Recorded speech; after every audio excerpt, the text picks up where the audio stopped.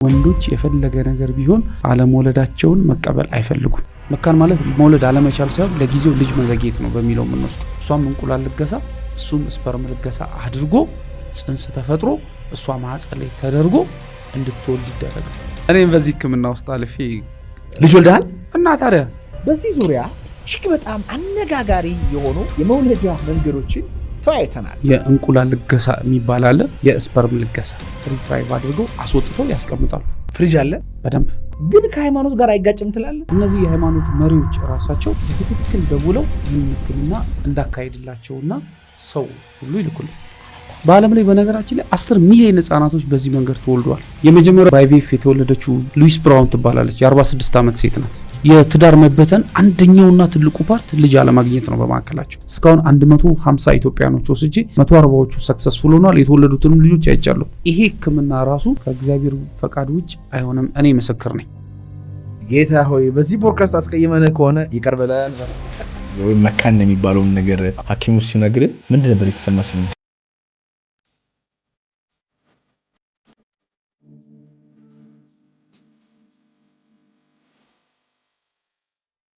እንኳን ደህና መጣ።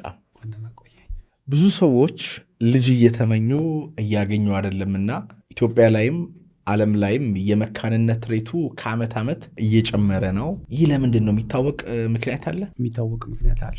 አንዳንድ ጊዜ ምክንያቱ የሴቷ ችግር ሊሆን ይችላል። አንዳንዴ ምክንያቱ የወንድ ችግር ሊሆን ይችላል። አንዳንዴ ምክንያቱ የጋራ ችግር ሊሆን ይችላል። አንዳንዴ ደግሞ አንኤክስፕሌንድ ኢንፈርቲሊቲ የሚባልም አለ። ምክንያቱ እስካሁን ድረስ ያልታወቀ ሳይንስ ያልደረሰበት ኬዝ ሊሆን ይችላል። ምክንያቶቹ የራሳቸው የሆኑ እንደየኬዙ እንደየሰው ይለያያል። ምክንያቶቹን በደንብ ማወቅ ይቻላል በሕክምናና በምርመራ በማረጋገጥ።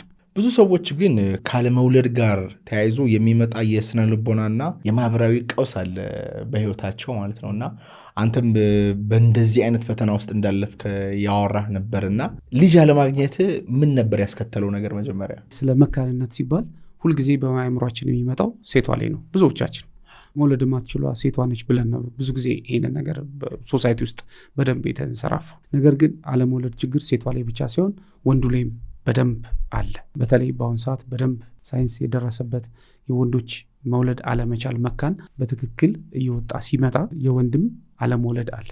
አሁን ወደ እኔ ፖይንት ስመጣ እኔ ከአገባው ከ5 ዓመት ቆይታ በኋላ ነው ልጅ እምቢ ሲለን ላይክ ባለቤቴ ለጊዜው በጣም ትንሽ ደነገጠች እና ምንድነው ይሄ ነገር ምናምን ብላ ስታማክረኝ ያ ሶሳይቲው የነገረን መውለድ አለመቻል የሴት ችግር እንጂ የወንድ ችግር እንዳልሆነ እኔ ውስጥም ነበር። ስለዚህ ጥያቄዋ በጣም አስገርሞኝ እንዴ መውለድ እኮ ወንድ ልጅ ሁሌ ይችላል፣ እኔ ምንም ችግር የለብኝም፣ ለምንድነው ምናምን አይነት ነገር እንደዚህ አይነት ጥያቄዎች ወደ እኔ መምጣቱ ምንድነው ምናምን ብዬ ለብቻዬም ብዙ ነገር ተጨነቅኩና ለካ ጉዳዩን ሳይሆን የእሷ ወይም የሴት ችግር ብቻ አይደለም የወንድም ነው። እዚህ ጋር እንግዲህ ብዙ ጊዜ በአሁን ሰዓት ራሱ ይህንን ስራ እየሰራ በሚያጋጥመኝ ነገር ወንዶች የፈለገ ነገር ቢሆን አለመውለዳቸውን መቀበል አይፈልጉም። ሲጀምርም ወንድ ልጅ መካን መሆን አይችልም፣ የወንድ ልጅ መካን የለም ብለን ብዙዎቻችን ደምድመናል፣ እኔንም ጭምር። ነገር ግን በትክክል ችግሩ ደርሶ ወደ ሕክምና ቦታ ስትሄድ የወንድ ችግርም ፍጥጥ ብሎ ይመጣል። ስለዚህ የዛን ሰዓት የነበረው ነገር ምንድነው?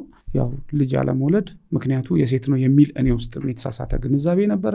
ነገር ግን ያው ልክ ሌሎች ሰዎች እንደሚያደርጉትም ባለቤቴ ብቻዋን ያሉትን ነገሮች ቀድማ ሄደችና እኔንም በግፊት በመጠየቅ በአማላጅ ማለት ይቻላል እኔም ሄጄ ቼክ ሲደረግ ያው ችግሩን አወቅን። የዛን ሰዓት ነው የደነገጥኩት።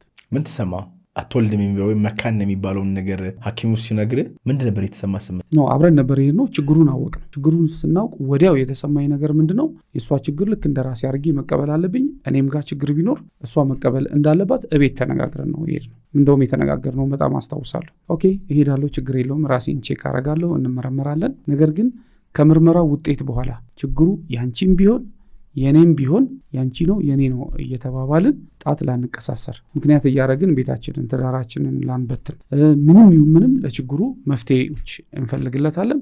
በዚህ ፕሮሚስ ጊቢልኝ ብያት ፕሮሚስ አስገብቻት ነበረ የሄድኩት የማንም ችግር ይሁን። ከዛ በኋላ ያው ችግሩን ካወቅም በኋላ ግን የኛ ችግር በአጋጣሚ በጣም ቬሪ ኢዚ ነበር። እንደዚህ አይነት ችግሮች ቶሎ ሲፈጠሩ ቶሎ ብለህ ወደ ሕክምና ተቋም ሄደ መፍትሄ ካላገኘለት እየተባባሰ ነው እንጂ የሚሄደው ችግሩ በዛው ባለበት ይቀጥላል እየጨመረ ነው እንጂ የሚሄደው ምንም መፍትሄ አታገኝለት። ለምሳሌ በሆነ ጊዜ ላይ ህመም ሊያጋጥም ይችላል። ለምሳሌ ኢንፌክሽን ሴቷ የሚያጋጥማት ከሆነ ያ ኢንፌክሽን ይዞት በትክክል ካልታከመና መፍትሄ ካልተገኘለት ቀጥታ ሄዶ ሰውነቷን ሪፕሮዳክቲቭ ኦርጋኗን ማህፀኗን ከጎዳው በኋላ ላይ ልጅ ልውለድ ብላ ብትመጣ እምቢ ይላታል። ወንዱም አት ዘ ሴም ታይም ኢንፌክሽን ሊኖርበት ይችላል። ከዚህ በፊት በጣም ብዙ ህመሞች አስተናግዶ ከሆነ የዘር ጉዳዩን ሊጎዳው ይችላል። ፕላስ ደግሞ ከዚህ ጋር የተያዘ ሱስ ሊሆን ይችላል፣ ስትረስ ሊሆን ይችላል። ወንዶች ላይ ሱስ፣ ስትረስ፣ ላይፍ ስታይል ጥሩ አለመሆን፣ እነዚህ አይነት ነገሮችና የሆርሞን መዛባትም ነው በጣም በብዛት። አት ዘ ሴም ታይም ሴቶቹም ላይም እንደዚህ አይነት ነገር ነው። በወቅቱ መከላከል ትችላለህ? አዎ ትችላለህ። ግን እነዛ የምትከላከላቸው ነገሮች የምትወስዳቸው እርምጃዎች ለመካንነት ቀድመ የምትከላከላቸው መሆኑን ቀድመ ማወቅ አለብህ። አለበለዚያ ዝም ብለህ በችግሩ ጋር አብረህ የምትኖር ከሆነ እየተባባሰ ነው። ፎር ኤግዛምፕል ልንገርህ፣ ለምሳሌ ታይሮይድ፣ ይሄ የታይሮይድ ሆርሞን ያለባቸው ወጣቶች ይኖራሉ። ያንን ሆርሞን ዝም ብለህ እንቅርት እያለብህ ወይም ሆርሞን መዛባት እያለብህ ዝም ካልከው እና እድሜዋ እየገፋ በሄደ ቁጥር ያ ሆርሞን ምን እንደሚያደርግ ታውቃለህ? ቀጥታ ሄዶ የእንቁላል የማምረት መጠኗን ይገለዋል። በወቅቱ ያንን ጉዳይ ካልተከታተለችና በኋላ ላይ ችግር እንደሚያመጣባት ካላወቀች ዝም ካለችው በኋላ ልውለድ ብላ ብትል እንቁላል ኬት ይምጣ? እንቁላሏን ይጨርሰዋል። እንደዚህ አይነት ኬዝ በጣም ገጥሞኛል። የ26 ዓመት ሴት በ26 እና በ27 ዓመቷ ቀድሞ እንቁላሏ ያለቃል። ለምን ቢባል ቀድማ ስለ ታይሮይድ ሆርሞን እውቀቱ ቢኖራትና ቶሎ እርምጃውን ብትወስድ ኖሮ ለዚህ አይነት ነገር አትጋለጥም ነበር። አንደኛው ምሳሌ ነው። ሌላው እንደ PCOS የሚባለው አሁን ስሙ ተቀይሯል። የፖሊሲስቲክ ኦቫሪያን ሲንድሮም ከስኳር ጋር ከሆርሞን መዛባት ጋር ያለ አይታቸዋል። አንዳንድ ወጣት ሴቶች ቡግር ያለባቸው አብኖርማል የሆነ ጸጉር ፊታቸው ላይ መብቀል፣ እነሱን ይሄ PCOS ኬዝ ነው። አክቹዋሊ በጣም እዚህ ጋር እንድታቅል የሚፈልገው እኔ የህክምና ባለሙያ አይደለሁም። አሁን የምነግርህ ካነበብኩት፣ ካየሁት፣ ከሰማሁት ዶክተሮቹ ከሚናገሩት ላይ ነውና በዚህ አጋጣሚ የእውቀት ክፍተት ካለ የመረጃ ክፍተት ካለ ለመታረም ዝግጁ ነኝና ግን የማውቀውን ነገር አብልሼት እና እንደዚህ አይነት ቀድሞ መከላከል የምትችላቸው ነገሮች አሉ። አንዳንዴ ደግሞ ለምሳሌ ልንገርህ፣ አሁን በወጣቶች ላይ ብትሄድ ተደጋጋሚ ውርጃዎች ይከሰታል። በወጣትነታቸውን ሳንፈልግ ብዙ ሴቶች አላስፈላጊ ያው ከእንትን ውጭ ሆነናል ያረግዛሉ። ከዛ ሳይፈልጉ ውርጃ ይካሄዳል። ውርጃ ተካሄደ ማለት የማህፀን ግድግዳ እየተጎዳ ነው የሚመጣው። በኋላ ላይ እነዚህ ነገሮች በእድሜ ዘመናቸው ይዘው ትሄዱና መጨረሻ ላይ ልጅን ውለድ ብለው ሲሉ ማህፀን መሸከም ሊያቅተው ይችላል። ሁለተኛ ውርጃ በሚያካሄዱበት ጊዜ ቦታው ኢንፌክትድ ከሆነ የሚያደርጉት ውርጃ ለምሳሌ ያንን የሚወርደውን ልጅ ተጎትቶ ሲወጣ እኮ የማህፀን ግድግዳ ሁሉ ጠባሳ ይፈጥራል። ያ ጠባሳ ይዞ ይሄዳል። ያ ጠባሳ ደግሞ የማህፀን ግድግዳ መጣበቅ እንደ አሸርማ ሲንድረም የተባለ ኬዝ ይዞ ይመጣል። ይሄ በወጣትነታችን ወይም ደግሞ ለመውለድ ሳንዘጋጅ የምናደርጋቸው ብዙ ነገሮች በኋላ ላይ ተከትለው ኪመጡና ልጅ ልውለድ ብለህ ስትል እምቢ የሚልበት ነገር አለ። ስለዚህ እንደዚህ አይነት ነገሮች ናቸው እንግዲህ አሁን መካንነትን እያባባሱት የሚገኙት። ዓለም ላይ ግን በጣም ቁጥሩ እየጨመረ ነው አይደል? እየተባለ ነው አሁን ከ30 እስከ 40%። ለምሳሌ የህንድ ሀገርን ብትወስድ ከ30 እስከ 40% የሚሆኑ በጣም እየጨመረ ነው ያለው የመካንነት ሬት። ኢትዮጵያ ውስጥ ምንደሰው ከ100 ሰው 30 ሰው ማለት ነው። ለምሳሌ ችግሩን አሁን ለምሳሌ በስንት ነው ሬቱ ብለህ ብትለኝ 40% የሴት ችግር ነው፣ 30 ወይም 40% የወንድ ችግር ነው፣ 15% የጋራ ችግር ነው፣ የባልና የሚስት ችግር ነው፣ 10-15% ደግሞ አንኤክስፕሌንድ ሪዝኑ ያልታወቀ ነው። ይሄ ሬት እንግዲህ መካን ሲባል ሴቷ ብቻ አይደለችም፣ ወንዱም በዚህ ችግር ውስጥ አለ ማለት ነው። ይሄ ሬት ደግሞ አሁን በጣም እየተባባሰ እየጨመረ መጥቷል። በተለይ በኢትዮጵያ ሁለት አይነት የመካንነት አይነቶች አሉ። ፕራይመሪ ኢንፈርቲሊቲ እና ሰከንደሪ ኢንፈርቲሊቲ የሚባለው። ፕራይመሪ ኢንፈርቲሊቲ ማለት ጥንዶች ግንኙነት እያደረጉ በሳምንት ሬጉላር ግንኙነት እያደረጉ ያለምንም መከላከያ ግንኙነት እያደረጉ ምንም ልጅ ላይወልዱ ይችላሉ በትዳር ውስጥ። ሴቷም በሂስትሪዋ አርግዛም ወልዳም የማታውቅ ከሆነ this is primary infertility ተብሎ ይጠራል። ወንዱም at the same time። ሰከንደሪ ኢንፈርቲሊቲ ደግሞ ማለት በሆነ አጋጣሚ ይወልዳሉ ጥንዶች፣ ሚስትየዋ ከሌላ ቦታ በፊት ትወልዳለች፣ ወንዱም እንደዛው። ከዛ በኋላ ልድገም ብለው ሲሉ እምቢ ይላቸዋል። ይሄ ሰከንደሪ ኢንፈርቲሊቲ ይባላል። በኢትዮጵያ አሁን በጣም እየጨመረ ያለው ከ30 እስከ 40% የሚሆነው ሬት እየጨመረ ያለው ሰከንደሪ ኢንፈርቲሊቲ ላይ ነው። ለምንድነው እየጨመረ ያለው? ምንድነው ምክንያቱ? ይህንን አሁን ዲቴይል የሆነ ሪሰርች ያስፈልገዋል። ግን ምንድነው የሆርሞን መዛባት ሊሆን ይችላል፣ ላይፍ ስታይል አለመስተካከል ይሆናል፣ ከእንቁላል ማምረት ጋር የተያዘ ሊሆን ይችላል። እንደዚህ አይነት ነገሮች ናቸው በጣም እንትን እያሉ ያሉት በተለይ ከሆርሞን መዛባት ጋር። እርግዝና መከላከያ መድኃኒቶችስ ኢምፓክት የላቸውም? እንደ ፖስት ፌል ያሉት አላቸው። ለምሳሌ በጣም ብዙ ሰዎች የኮምፕሌን እያደረጉ ያሉት ፕላንድ ሳያደረጉ በጣም ለረጅም ጊዜ የእርግዝና መከላከያ ይወስዱና መውለድ ሲፈልጉ 1 ዓመት 2 ዓመት 3 ዓመት ይዘገይባቸዋል። አንዳንዶቹም በዛው የሚቀርባቸው ነገር አለ። እሱን እንግዲህ ምክንያቱ ምንድነው? ያው እንግዲህ ለባለሙያዎች እንስጥና ጥናት ያስፈልገዋል።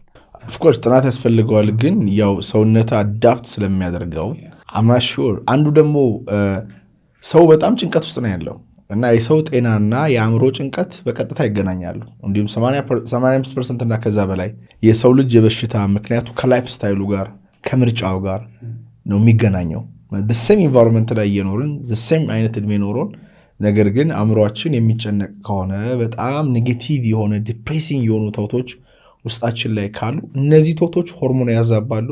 በዚህ የተነሳ ራሱ መካንነት ሊመጣ ይችላል የሚል ነገርም አለ። እሱ እንዴት ታያለህ? ይህንን ፖድካስት ወደ እናንተ ያደረሰው ማን ያዘዋል እሸቱ ቁጥር 2 ነው። ስጋችሁን ነፍስና መንፈሳችሁን እናገለግላለን። በአዲሱ ቤታችን የሚጣፍጡና ጤናማ ምግብና መጠጣችን እንዳለ ሁሉ የተለየ መጽሐፍ የምታነቡበትና እንደ ወርኪንግ ስፔስ አድርጋችሁ የምትጠቀሙበት ልዩ ቦታ አዘጋጅተናል። 3ኛው አገልግሎታችን መንፈሳችሁን ማደስ ነው። በአርምሞ የአእምሯችሁን ጫጫታ ዝቅ አድርጋችሁ የስሜቱ ቁስል ማከም ከፈለጋችሁ ልክ ሰዎች ሲኒማ፣ ኮንሰርት ከፍለው እንደሚገቡ የእናንተን አእምሮ የሚያረጋጋ የአርምሞ ስቱዲዮ አዘጋጅተናል። ቦሌ መድኃኔዓለም ከቤ ከግቤት ጀርባ እንገኛለን። እዚህ ጋር ባለው ስልክ ይደውሉ። እሱም ብቻ አይደለም፣ አሁን እኛ በጣም እየረበሸን ያለው ጭንቀት ነው። ልክ አሁን ለምሳሌ ፕሮቶኮሉን ተከተሉ ሲባል የሚመገቡት የምግብ አይነት አለ፣ የማይመገቡት አለ፣ ወንዱም ሴቱ። ከምንም በላይ ግን ሕክምናውንም ሳይጀምሩ ሕክምናው ላይም እያሉ በጣም ሕክምናውን የሚያበላሽባቸውና ውጤቱን ኔጌቲቭ የሚያደርግባቸው ስትረስ ነው። በጣም አበክረን የምንናገረው በተቻለ አቅም ሁላችንም እንጨነቃለን፣ ግን ስትረሳችንን ማኔጅ ማድረግ የሚያስጨንቀንን መለየትና ከዛ ለሱ መፍትሄ ማበጀት እንደሆነ እንነግራለን። ስትረስ በተለይ ልክ ጥንዶች አብረው መሆን በሚጀምሩበት ጊዜ እየሞከሩ 6 ወር 1 ዓመት ምናምን እየቆዩ በሚመጥበት ጊዜ በጣም እየተጨነቁ ይሄዳሉ። በተለይ ሴቷ በጣም ሞር እየተጨነቀች ትመጣለች። መጨነቁ ደግሞ የባስ ሆርሞኑን እያዛባበት በደንብ ቦዲ ሪስፖንድ ሳያደርግ ለእርግዝና ራሱ ምቹ ሁኔታ እንዳይፈጠር ያደርግባት ይችላል። ጭንቀት ትልቁን ፓርት የሚይዝ ነው። ኢቭን ሕክምናቸውን ወስደው ሕክምናቸውን እያደረጉ ሊሳካ ጥግ ደርሶ በጭንቀት ፌል ያደረገባቸዋል። በጣም ብዙ ምሳሌዎች። ለምሳሌ አንድ ምሳሌ ልንገር። ወደ እንደ ሀገር ይዣት ከሄድኩት አንድ ታካሚ ነች። ከካናዳ ነው የመጣችው። ኦልሬዲ ሁሉም ነገር አሪፍ ነው። ማህፀኑ አሪፍ ነው። ስፐርም እንቁላል በጣም ቆንጆ ነው። ሁሉም ነገር አሪፍ ከሆነ በኋላ ጽንስ ሊቀመጥላት ኦልሞስት 5 ቀን ቀርቶታል። የሚወሰድ ኢንጀክሽን አለ፣ 5 ቀን ኢንጀክሽን። እሱን ጀመረች። ከዛ ማታ ራሴን አመመኝ አይነት ነገር አለች። እዛ ገዝተውስ ምንድነው ምናምን ሲባል ራሴን አሞኛል፣ ምን ሆኜ እንደሆነ አላቅም ምናምን። እንግዲህ ተመልከት 40 ምናምን ቀን በጥሩ ሁኔታ አሳልፋለች በዛ ወንድ ላይ። ልክ 5 ቀን ቀርቶ ኦልሞስት ልጨርስ፣ ከ5 ቀን በኋላ ጽንስ ይቀመጣል። ከዛ ውጤት ነው የምንጠብቀው ሲባል እስቲ በነጋታው ሂጂና ቴስት ተደረጊ ተብሎ ብለድ ቴስት ሲደረግ ኢስትሮጂን የሚባል ሆርሞን፣ የወንዶቹ ሆርሞን ሴት ውስጥም አላረለ፣ እሱ በኃይለኛው ጨምሮ ተገኘ። አስበዋል። እንደገና ሕክምናዋ ተቋርጦ ስታርቲንግ ፍሮም 0 ምንድነው ተብሎ ሲባል ለካ ካለችበት ሀገር ማታ ላይ ኢሜል አድርገውላት በ10 ቀን ውስጥ ስራ ገበታሽ ላይ ካልተገኘሽ ስራሽን አተሻል ብሎ ኢሜል አድርገውላት ነው። አላስፈላጊ ሆርሞን ጨምሮ ከዛ በኋላ ያንን ሆርሞን ለማቀነስ ደግሞ ሌላ 1 ወር ተጨማሪ መቆየት አለባት። በመድኃኒት መውረድ አለበት ኢስትሮጂኑ እስኪወርድ ድረስ ብዙ ፕሮቶኮል ተደርጎ እሷም ተረጋግታ ስራውንም ልጣ የመጣውበት አላማ ይሄ ነው ብላ በደንብ ራሷን አዘጋጅታ ድጋሚ ጽንሱ ሲቀመጥላት አርግዛ አሪፍ ምሳሌ የሷ እና ስትረስ ባሉ አብራት ሄዶን ያረገዘችው ብዙ አይነት አለ፣ የህክምና አይነት አለ። አስፈላጊ ከሆነ ዘረዝርልሃለሁ። በሀገራችን ውስጥና በውጭ ሀገር የሚሆኑት አሁን ለምሳሌ IUI የሚባል የህክምና አይነት አለ። ዩትራይን ኢንሲሚኔሽን ይሉታል ባለሙያዎቹ። እሱ ማለት ምን ማለት መሰለ፣ ሴቷ በጥሩ ሁኔታ እንቁላል ታመርታለች። ነገር ግን የባሏ ስፐርም በቀላሉ ሄዶ አይሰብረው፣ ሞቲሊቲው እንቅስቃሴው ጥሩ ላይሆን ይችላል። በዚህ ሰዓት ምንድነው የሚደረገው? የባሏን ስፐርም ሳምፕል ይወሰድና እዛ ሁሉ ስፐርሞች ውስጥ ተመርጦ ነው የሚወሰደው። ስትሮንግ የሆነው ታይቶ በማይክሮስኮፕ ታይቶ የተጎዳው ይጎዳል፣ ምርጥ የሆነው ይወሰድና ከዛ ውስጥ ተለቅሞ ነው አሪፍ የሚባለው ነገር። አንድም ልትሆን ትችላለች፣ 2ም 3ም ኢንሚሊየንስም ነው የሚሰጠው። ካንን ማህፀኗ ላይ ተደርጎ እንድታረግዝ ይደረጋል። ይሄ IUI ይባላል። በIUI ተጠቅመው በሀገራችን በጣም ብዙ ያረገዙ ሴቶች አሉ። በጣም ብዙ ባይባልም ሰክሰስ ሬቱ ያን ያህል አይደለም። IUI የመጀመሪያው ስቴፕ ነው። በዚህ ልጁ ግን ጤናማ ይሆናል። አሜን ኦፍ ኮርስ በጣም የሚወለዱ ልጆች እኔ ዳታዋለኝ ባይኔ የማይቻቸዋለሁ ዚ አር ሶ ዳይናሚክ እመጣላለሁ። በኋላ ደግሞ ሌላም ጭራሽ ምናልባት ያው እንግዲህ ይህንን እናንተ ስናወራ ማወራው ነገር በሙሉ ለአንዳንዶቹ ምናልባት እንትን ሊሆን ይችላል። ስለ ዶነር ኤግ ሁሉ አወራልሃለሁ፣ ስለ ዶነር ስፐርም ሁሉ አወራልሃለሁ። የቴሌግራሙ ሲኢኦ የ100 ሰዎች ልጆች አባት ነው ይባላል፣ ስፐርም ዶነር እያደረገ እሱ ማለት ነው። ያ እሱ ማለት ነው። ምን ነው የምትሚደሱ ደግሞ ያ እሷ ሴትዮዋ እንቁላል አላት ነው። ስለዚህ ወይ ባል የላትም አልበዛ የባሏ ስፐርም ጥሩ አይደለም። ስለዚህ የስፐርም ልገሳ አደረገችና ከእሷ እንቁላል ጋር ተቀላቅሎ በአዩዋይ ወይ በአይቪኤፍ አማካኝነት ጽንስ ተፈጠረና እንድታረግዞ ነው። ስለ አይቪኤፍ ላውራልህና አንደርስታንድ ታደርገዋለህ። አይቪኤፍ ማለት ኢንቪትሮ ፈርቲላይዜሽን ተብሎ የሚጠራው የአርት ነው። አርት ማለት አሲስትድ ሪፕሮዳክቲቭ ቴክኖሎጂ አሁን የመጣው ዘመናዊ የሕክምና አይነት ነው። ያ ማለት መሰለህ አሁን ለምሳሌ ባልና ሚስት ለማርገዝ 3 መሰረታዊ ነገሮች በዋናነት ያስፈልጋል። ሌላውም እንዳለ ያስፈልጋል። ምንድነው የሚያስፈልገው? የሴቷ እንቁላል ያስፈልጋል በጥሩ ሁኔታ ኳሊቲው እና ብዛቱ ያስፈልጋል። የወንዱ ስፐርም ያስፈልጋል። ስፐርምና እንቁላል ሲቀላቀል አይደል ኤምብሪዮ ወይም ጽንስ የሚባለው የሚፈጠረው። ጽንሱ የት ይደግ? ማህፀን ላይ። ስለዚህ ንጹህ ማህፀን ያስፈልጋል። ከሴቷ ቆንጆ የእንቁላል ኳሊቲ በብዛትም በጥራትም እንደገና ንጹህ ማህፀን ያስፈልጋል። ከዛ ከባልየው ደግሞ ጥሩ ስፐርም ያስፈልጋል። በቃ ይሄውን በህክምና በመታገዝ የሚሆን በተፈጥሮ ማርገዝ ይቻላል ነው። ወደ ህክምናው የሚያስፈልገው ምንድነው? እንቁላሉና ስፐርሙ ተገናኝቶ ጽንስ ፈጥሮ ያንን ጽንስ በተፈጥሯዊ መንገድ ማደግ ሳይችል ነው ይሄ ህክምና ያስፈልገው። ለምሳሌ ልንገር፣ የማህፀን ቱቦ መዘጋት በጣም ብዙ ኢትዮጵያኖች እየተሰቃዩበት ያለ የህክምና አይነት ነው። ያ ደግሞ በተለያየ ምክንያት በኢንፌክሽን በምናምን ሊሆን ይችላል። አሁን የእሷ ቱቦ ከተዘጋ ከሚመረትበት ቦታ ወጥቶ እንዴት አድርጎ ከባሏ ስፐርም ጋር ይገናኝ? ችግር ነው አይደል? ስለዚህ ድሮ የሚደረገው ኦልድ ፋሽን የሆነው ህክምና ምንድነው? ያ የተዘጋውን ቱቦ ይከፍቱትና አስፈላጊ ከሆነ ያ ቱቦ ራሱ ኢንፌክትድ ከሆነ ሁሉ አርቲፊሻል ቱቦ ሁሉ እስከ መክተት ይደረግና ትሄዳለች።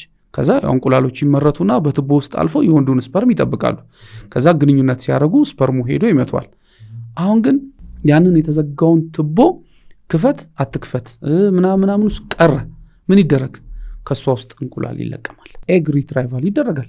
ከዛ በኋላ የእሷ እንቁላል ይቀመጣል ላቦራቶሪ ውስጥ። ስለ አይቪኤፍ ነው ማውራል። ከ10 እስከ 20 እንቁላል እንደየእድሜዋ። ወንዱ ደግሞ ይመጣል፣ ሳምፕሉን ይሰጣል፣ ስፐርም ይሰጣል። ውጭ ላቦራቶሪ ውስጥ ህክምና ቦታ ነው ማውራል። ከዛ በኋላ ባለሙያዎች ኤምብሪዮሎጂስቶቹ እንቁላሉንና ስፐርሙን ይለቅሙና ጉድ ኳሊቲ ኦፍ ኤግ ጉድ ኳሊቲ ኦፍ ስፐርም ይለቅሙና ላቦራቶሪ ውስጥ ያገናኙታል። ከዛስ ጽንስ ተፈጠረ። ያ የተፈጠረው ጽንስ ከ2 እስከ 3 ቀን ይቆይና ግሬዱ ይታያል። ቤስት ግሬድ የሆነው ኤምብሪዮ ማን ነው? ኤ ፕላስ ቢ ፕላስ ቢ ማይነስ ምናምን። ከዛ ከነዛ ውስጥ ቤስት ኤምብሪዮ የሆነው ይነሳና ይቀመጥና የተዘጋጀ ንጹህ ማህፀን ላይ ማህፀኗ ላይ ይቀመጥላታል።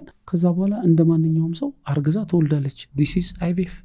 በዚህ ነገር የተወለዱና ግን ያደጉ ልጆች አሉ። ያው ሀገራችን እኮ እየተሰጠ እኮ ነው። ሀገራችን እኮ በዓለም ላይ በነገራችን ላይ 10 ሚሊዮን ህጻናቶች በዚህ መንገድ ተወልደዋል። በሀገራችንም እየተዘጋጀ እየተሰጠ ያለ የህክምና አይነት ነው አይቪኤፍ። እስቲ ቆይ ንገረኝ እንጠይቅ ሲጂ ምን አይነት ዝም ብለን ሄሎ IVF, what's IVF? What is IVF? IVF stands for in vitro fertilization, which is a medical procedure where an egg is fertilized by sperm outside the body.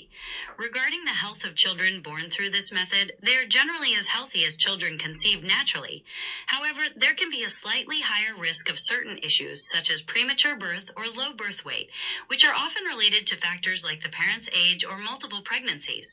This information is not medical advice or a diagnosis. Please consult a healthcare professional for any health concerns. Okay, እናመሰግንሻለን። እና ግን ምንም ችግር የለባቸውም። ስለዚህ ጤናማ ነው የሚሆኑት ማለት ነው? እየዋሸሽኝ ነው? ብዙዎቹ በአይቪኤፍ የተወለዱ ልጆች ጤናማ ናቸው። ቢሆንም ከእርግዝናው ጋር የተያያዙ አንዳንድ የጤና ችግሮች ለምሳሌ ያለ ጊዜው መውለድ ወይም የክብደት ማነስ የመከሰት ዕድል ትንሽ ከፍ ሊል ይችላል። ይህ የሆነው እንደ ወላጆች ዕድሜ ወይም በአንድ ጊዜ ከአንድ በላይ ልጅ ባሉበት ሁኔታዎች ምክንያት ነው። ላላምንሽም እችላለሁ ግን it's crazy። አንተን ልመነ ጌታ ኢየሱስን ነው ማምነው። ለምን መሰለህ እኔ በዚህ ህክምና ውስጥ አልፌ ልጅ ወልደሃል እና ታዲያ በዚህ ነው ወለድከው? ስራውን እንደጀመርክ እኮ ብትለኝ እኮ ነው አሁን ወደ ስለዚህ ነገር እናወራ። ዶነር አይቪኤፍ ደግሞ ይባላል። እሱ ማለት የእንቁላል ልገሳ የሚባል አለ። ዶነር ስፐርም አለ፣ የስፐርም ልገሳ። ቦዝ ዶኔሽን ኢምብሪዮ ዶኔሽን አይባልም። አክቹዋሊ ኤግ ስፐርም ኤንድ ኤግ ዶኔሽን ተብሎ ነው የሚጠራው። እሱን ኤክስፕሌን ላድርግል። ለምሳሌ የእንቁላል ልገሳ የሚባለው እኛ ሀገር ይሄ ህክምና አልተጀመረም። በህግ ግን ይፈቀዳል? አልተፈቀደም። በህግማ ቢፈቀድ ኖሮ እኔ ነገ ነበር የሚጀምረው ይህን ህክምና። ለምን? በህግ ያልተፈቀደበት የራሱ ምክንያት አለ። መንግስት እስካሁን ድረስ አልፈቀደም። እናው ግን ምክንያት እያለ ያለው ምንድነው? ሶሳይቲው አክሴፕት አያደርግም። ከኖርም አንጻር፣ ከባህል አንጻር፣ ከካልቸር አንጻር ወይም ከሶሳይቲው አዌርነስ አንጻር ይመስለኛል። ለምሳሌ ስፐርም ልገሳ እንዲፈቀድ ጫፍ ደርሶ ፓርላማ ቀርቦ ሊወያዩበት ደርሰው ነው ለሚቀጥለው ጊዜ የተዘዋወረው። ይሄ መረጃው አለ። አይ ቲንክ ስፐርም ቢለገስ ኖሮ ለምንድን ነው የሚጠቅመው ብለህ አጠይቀኝ። ምንድነው? የስፐርም ልገሳ ቢፈቀድ ኖሮ ኤኒባዲ ሄዶ ስፐርሙን ይለግስና ባንክ ይቀመጣል። ልክ እንደ አይን ባንክ፣ ኩላሊት ባንክ፣ እንደ ደም ባንክ እንደ ምናምን እንደምትለው ይቀመጥና በዳታ ይቀመጣል። አንድ ሴት አግብታለች፣ እንቁላል አላት በጥሩ ሁኔታ። የባሏ ስፐርም ግን በህመም በተለያየ ምክንያት አይሆንም። በቃ ስፐርሙ ሊሰራ አልቻለም። ግን መውለድ ፈለጉ። ምን ያርጉ? ይሄዱና የስፐርም ልገሳ አድርገው ከእሷ እንቁላል ጋር ተቀላቅሎ በአይቪኤፍ ወይም በአዩዋይ አማካኝነት እንድትወልድ ይደረጋል። የአባቷ ጂን ያል የባሏ ጂን ያል ልጁ ቤዚካሊ የአባቱ ልጅ አይደለም ማለት ነው። ግን ቺት አድርጋለች ማለት ነው። ኖ ባልየው እኮ አለ ህጋዊ ዶክሜንት ቀርቦ ባልየው ፈቅዷል። ለምሳሌ ደም ቢያስፈልግህ ከሌላ ሰው ደም ትወስዳለህ። ያ አይን ቢያስፈልግህ አይን ትወስዳለህ። ኩላሊት ቢያስፈልግህ ኩላሊት ከሌላ ሰው ትወስዳለህ። ስፐርም ስትወስድ ለምንድን ነው ቺት የሚባለው? ክብራትና ክብራን እዚህ ፖድካስት ላይ እንግዳችን የሚያወራውን ነገር ሙሉ ለሙሉ እንስማማለን ማለት አይደለም። ከሱ ተቃራኒ የሆናችሁ ሰዎች ካላችሁም ደግሞ መታችሁ ብታስረዱ በጣም ደስ ይለናል። አብራችሁ ደግሞ ቁጭ ብላችሁ ብትከራከሩም ደግሞ እጅግ በጣም ደስ ይለናል። ራይት ሐሳቡ ምንድነው? እንዲህ ነው ተብሎ የተሻለው ነገር ለማህበረሰባችን ግንዛቤ እንዲኖር ማለት አልተዘጋጀውበትም። ሆነስትሊ ስፒኪንግ አሁን አንተ እንደዚህ ስታወራ ለዚህ በጣም ይቅርታ አድማጮቼ ልላችሁ እወዳለሁ። ማለት የምልህ ብዘጋጅ ኖሮም ገብቶሃል እኔ መሰለኝ በቀጥታ እንዴት ነው ይህንን ነገር ተወልጃል ሰዎቹ እንዲወልዱ እንዴት ግንዛቤ እንስጥ ነው የኔ ፕራይማል እንትን። ግን እዚህ ነገር ውስጥ ገብቼ የራሴን የሆነ ጥናትና ምርምር አድርጌ ቢሆን የቀረብ ነው አለቅህ ችግር የለውም። ምን እናደርግ መሰለህ፣ እኔ አሁን የምሰጥህ መረጃ በጣም ሃይላይት ነው። ከኔ ይበልጥ ግን ባለሙያዎች መጥተው ትጋብዛቸዋለህ። የአይቪኤፍ ስፔሻሊስት ዶክተሮች ይመጣሉ አሉ እዚህ በጣም እየተማሩ ያሉ የተማሩ በጣም ስማርት የሆኑ በአይቪኤፍ ህክምና እየሰሩ ያሉ ስንቶቹን የወላጅነት ህልማቸው እንዳያሳካ ያደረጉ እነሱ መጥተው ሞር ኤክስፕሌን ያደርጋሉ። እኔ ሃይላይቱ ልስጥህና እኔ በደንብ ላወራል የምችለው ግን ሴቶች እና ወንዶች ወይም ጥንዶች ባለመውለዳቸው ምክንያት የሚመጣባቸው ሶሻል ኢምፓክት ምን እንደሆነ እሱም በደንብ ላወራ እችላለሁ። እሺ ሌላኛውስ ምን ወይ አለ? ዶነሩን ላወራልህ። ሰዎች ወደ ውጭ ይሄዳሉ። የት ሄዳሉ ብትል ህንድ ሄዳሉ፣ ቱርክ ሄዳሉ፣ ታይላንድ ሄዳሉ። በጣም ብዙ ሰዎች ሄደው ይህንን ህክምና አድርገው የወላጅነት ህልማቸውን አሳክተዋል። በጣም ውድ ነው ሌላ ሀገር ከህንድ በስተቀር። ህንድ ቬሪ ቺፕ ነው። ይህን ዲኤንኤ ነው ግን ያው ልጅ የሚሆን ማለት ነው። የእሱ ደግሞ የራሱ የሆነ አሁን መሰለህ በዚህ ነገር ላይ የሚጠየቅ ጥያቄ አለ። አሁን ይህን ብጠይቀኝ በዚህ ህክምና ላይ 100% የምቀበለውና የማምነው ነው። ልጁ የማን ነው ብለህ ብትለኝ ልጁ የመድኃኒዓለም ነው፣ ዘሩ ያዳም ነው። እነዚህን ሰዎች ጠርታቸው በዚህ በልገሳ አድርገው የወለዱ ሰዎችን በተለይ ደስተኛ የሆኑትን ጠርተህ ብትጠይቃቸው የሚመልሱልህ መልስ ይሄ ነው። በጣም ዚያር ሶ ሃፒ። ምክንያቱም ይህን ድድል ባይኖር ኖሮ ባለመውለዳቸው ምክንያት የሚመጣውን ጥያቄ መመለስ አይችሉም ነበር። ሜቢ መድኃኒዓለም እንዳይወልዱ ፈልጎ ቢሆንስ ሊሆን ይችላል። ጥያቄ ልጠይቅ። እሺ ልጅ መውለድ ግዴታ ነው አይደለም? ግን ህብረተሰባችን ልጅን እንዴት አድርጎ ይስለዋል ብለህ ብትል እንደ ስኬት መለኪያ አድርጎ ነው የሚያየው። ማህበረሰቡ ለሚለኝ ነገር አይቼ ፈርቼ ደንግጬ ሄጄ የማደርግ ከሆነ እኔ ትክክል አይደለም፣ የጠፋው ሰው ነኝ። ብዙዎቹ ጥንዶች ባለመውለዳቸው ምክንያት በጣም ብዙ ቤተሰብ ሲበተን የትዳር መበተን አንደኛውና ትልቁ ፓርት ልጅ አለማግኘት ነው። በማዕከላቸው ስንት ሰዎች የውሸት በባልና ሚስት መስለው ልጅ ባለመውለዳቸው ምክንያት ቤታቸው ቀስቅሶ፣ በተለይ በማህበረሰብ በጓደኛ በቤተሰብ በቅርብ በቤተሰብ አዝማድ በእናት አባት በወንድም በምናምን የደረሰባቸው ጫና ልነግር አልችልም። የዚህ መጽሐፍ መዘጋጀትም አንደኛው እሱ ነው። ከዚህ ጫና እንዴት አድርገን እናግዛቸው፣ እንዴት ይቋቋሙት፣ ምንስ መፍትሄ ያለን? ይህ ድል ካለ ይህን ድል ቢጠቀሙት ይመርጣሉ ማህበረሰቡ ከሚያሳድርባቸው ጫና። ይሄ እኮ ማለት ድሮ መጽሐፍ ቅዱስ ላይም ያለ ነው። አብርሃም ማለት ትችላለህ። ብዙ ሰዎች በልጅ ተፈትነዋል። ታክሰው ጠብቀው እግዚአብሔርን ተስለው እኔ ቤተሰቦቼ ላይም ያሉ ሰዎች አሉ። በቃ ልጅ በጣም ቆይቶባቸው አርሴማን ተስለው ድንግል ማርያምን ተስለው ሄደው ጠብቀው ትክክለኛው የመድኃኔዓለም ልጅ እዛ ጋር ይወለዳል። አሁን እዚህ ጋር ጀጅ ላደርግ ትክክል ነው ትክክል አይደለም ለማለት እኔ መጀመሪያ ብቁ መሆን አለብኝ። ሳይድ ኢፌክቱ ምንድን ነው? አሁን ዓለም ላይ ብዙ ጊዜ ከላይ ስናየው ነገሮች በጣም ደስ ይላሉ። አደባክ ግን ይዘው የሚመጡት የራሳቸው ነገር አለ። ከ10 ሚሊዮን በላይ ልጆች ዓለም ላይ እንደዚህ ተወልደዋል። እነዚህ ልጆች ግን አድገው ምን ሆኑ? ይሄን እንግዲህ እኔ አሁን ከዚህ ሲወጣ አይ ስታርት ቱ ጎግል ሪሰርች አደርጋለሁ። የመጀመሪያው በነገራችን ላይ በአይቪኤፍ የተወለደችው ቤቢ ሉዊስ ብራውን ትባላለች። የ46 ዓመት ሴት ናት። እንግሊዝ ሀገር ነች ያለችው።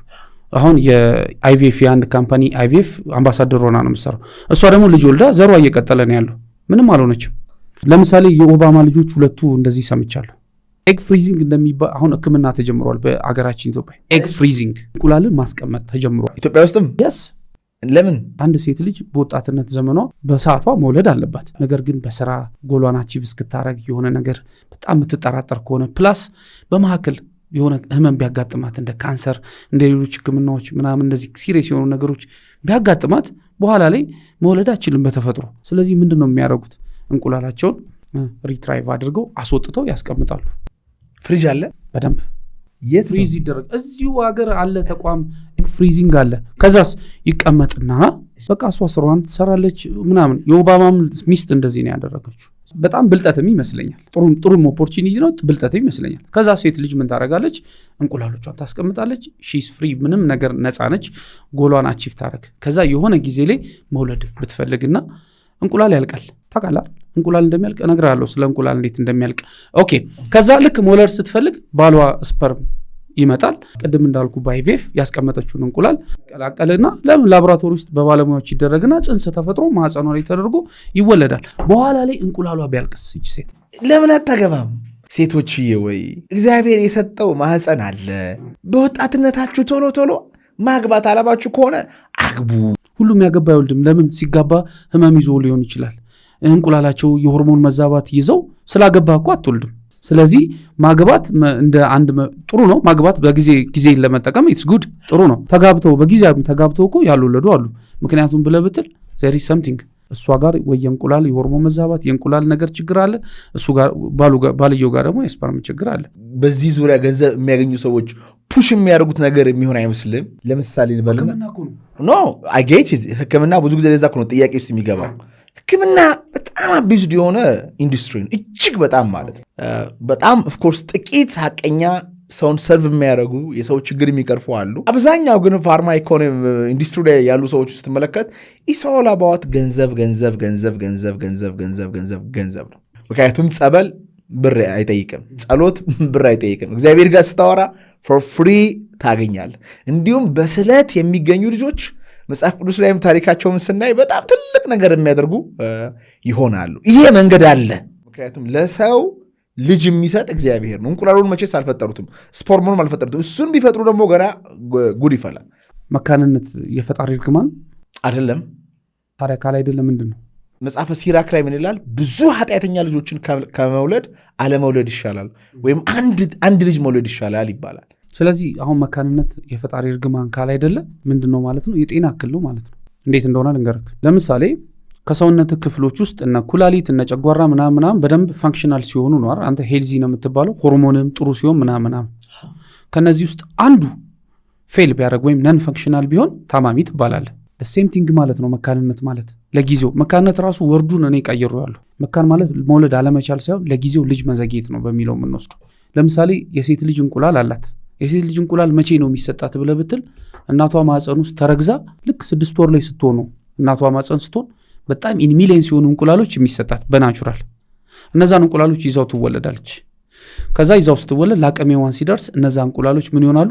እያኮረቱ አሪፍ እየሆኑ ማቹርድ እየሆኑ የወንድን ስፐርም ይጠብቃሉ። ከዛስ የሆነ ህመም መጥቶ የሆነ ኢንፌክሽን መጥቶ እንደ ታይሮይድ እንደ ምናምን ሆኖ መጥቶ ሆርሞናን አዛብቷት እንቁላሎቹ ቢጠፉ ፈጣሪ ረግሞት ነው አይደለም። ምንድነው? የጤና እክል ነው። እቺ ልጅ ሜይ ቢ መኖክሴ ልትሆን ሊሆን ይችላል የተፈጠረችው። እሱ ወደ ይኸው አሁን የምናወራው እንለየው፣ መንፈሳዊ ነገሩን ነው የምናወራው ወይስ ሳይንሱን ነው የምናወራው? ሕክምናውን ነው የምናወራው? ቦዝ ነው ሁሉም አለ፣ መንፈሳዊነትም አለ። ሰው ጋር ስለሰው ስናወራ ልጅ ሲወለድ ዝም ብሎ ስጋ ብቻ አይደለም የሚወለደው፣ ነፍስ አለው፣ መንፈስ አለው፣ ስጋ እንዲሁም ትንሹ ፓርት ነው። እሷም ብቻ እናወራ ካልን እሺ እንመጣል። ለምን ይዘገያል ብለን ብንል በሃይማኖት በሕክምና በመንፈሳዊ አንጻር ላወራልህ እችላለሁ። ለምሳሌ ልጅ መዘግየት የበረከት ምንጭ ሊሆን ይችላል። ልጅ መዘግየት ፈጣሪን የምታገኝበት አንደኛው መንገድ ሊሆን ይችላል። ምናልባት እነ ሳራን ብታያቸው፣ እነ ኤልሳቤጥን የዘካርያስ እናት እነ ሐናን ብታያቸው ለጊዜው ልጅ ሲዘገይባቸው ሂደው አምላካቸውን እያለቀሱ ሲለማመኑ ነበር። በዛ ውስጥ ምን አግኝተዋል? ፈጣሪን አግኝተውበታል።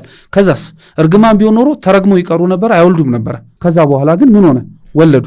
ኦኬ፣ ይሄ በመንፈሳዊ ስተረጉመው ነው። ወደ ሳይንስ ስትሄድ ግን ለምንድነው እንቁላሉ ያለቀው ብለህ ብትል ወይ በጊዜው አልተጠቀመችበትም፣ ወይ በህመም ምክንያት አታለች እንቁላሏን፣ ወይም ደግሞ በሆነ ምክንያት ነው። ስለዚህ መካንነት የፈጣሪ እርግማን አይደለም፣ እንቁላሏ ስላለቀ ነው።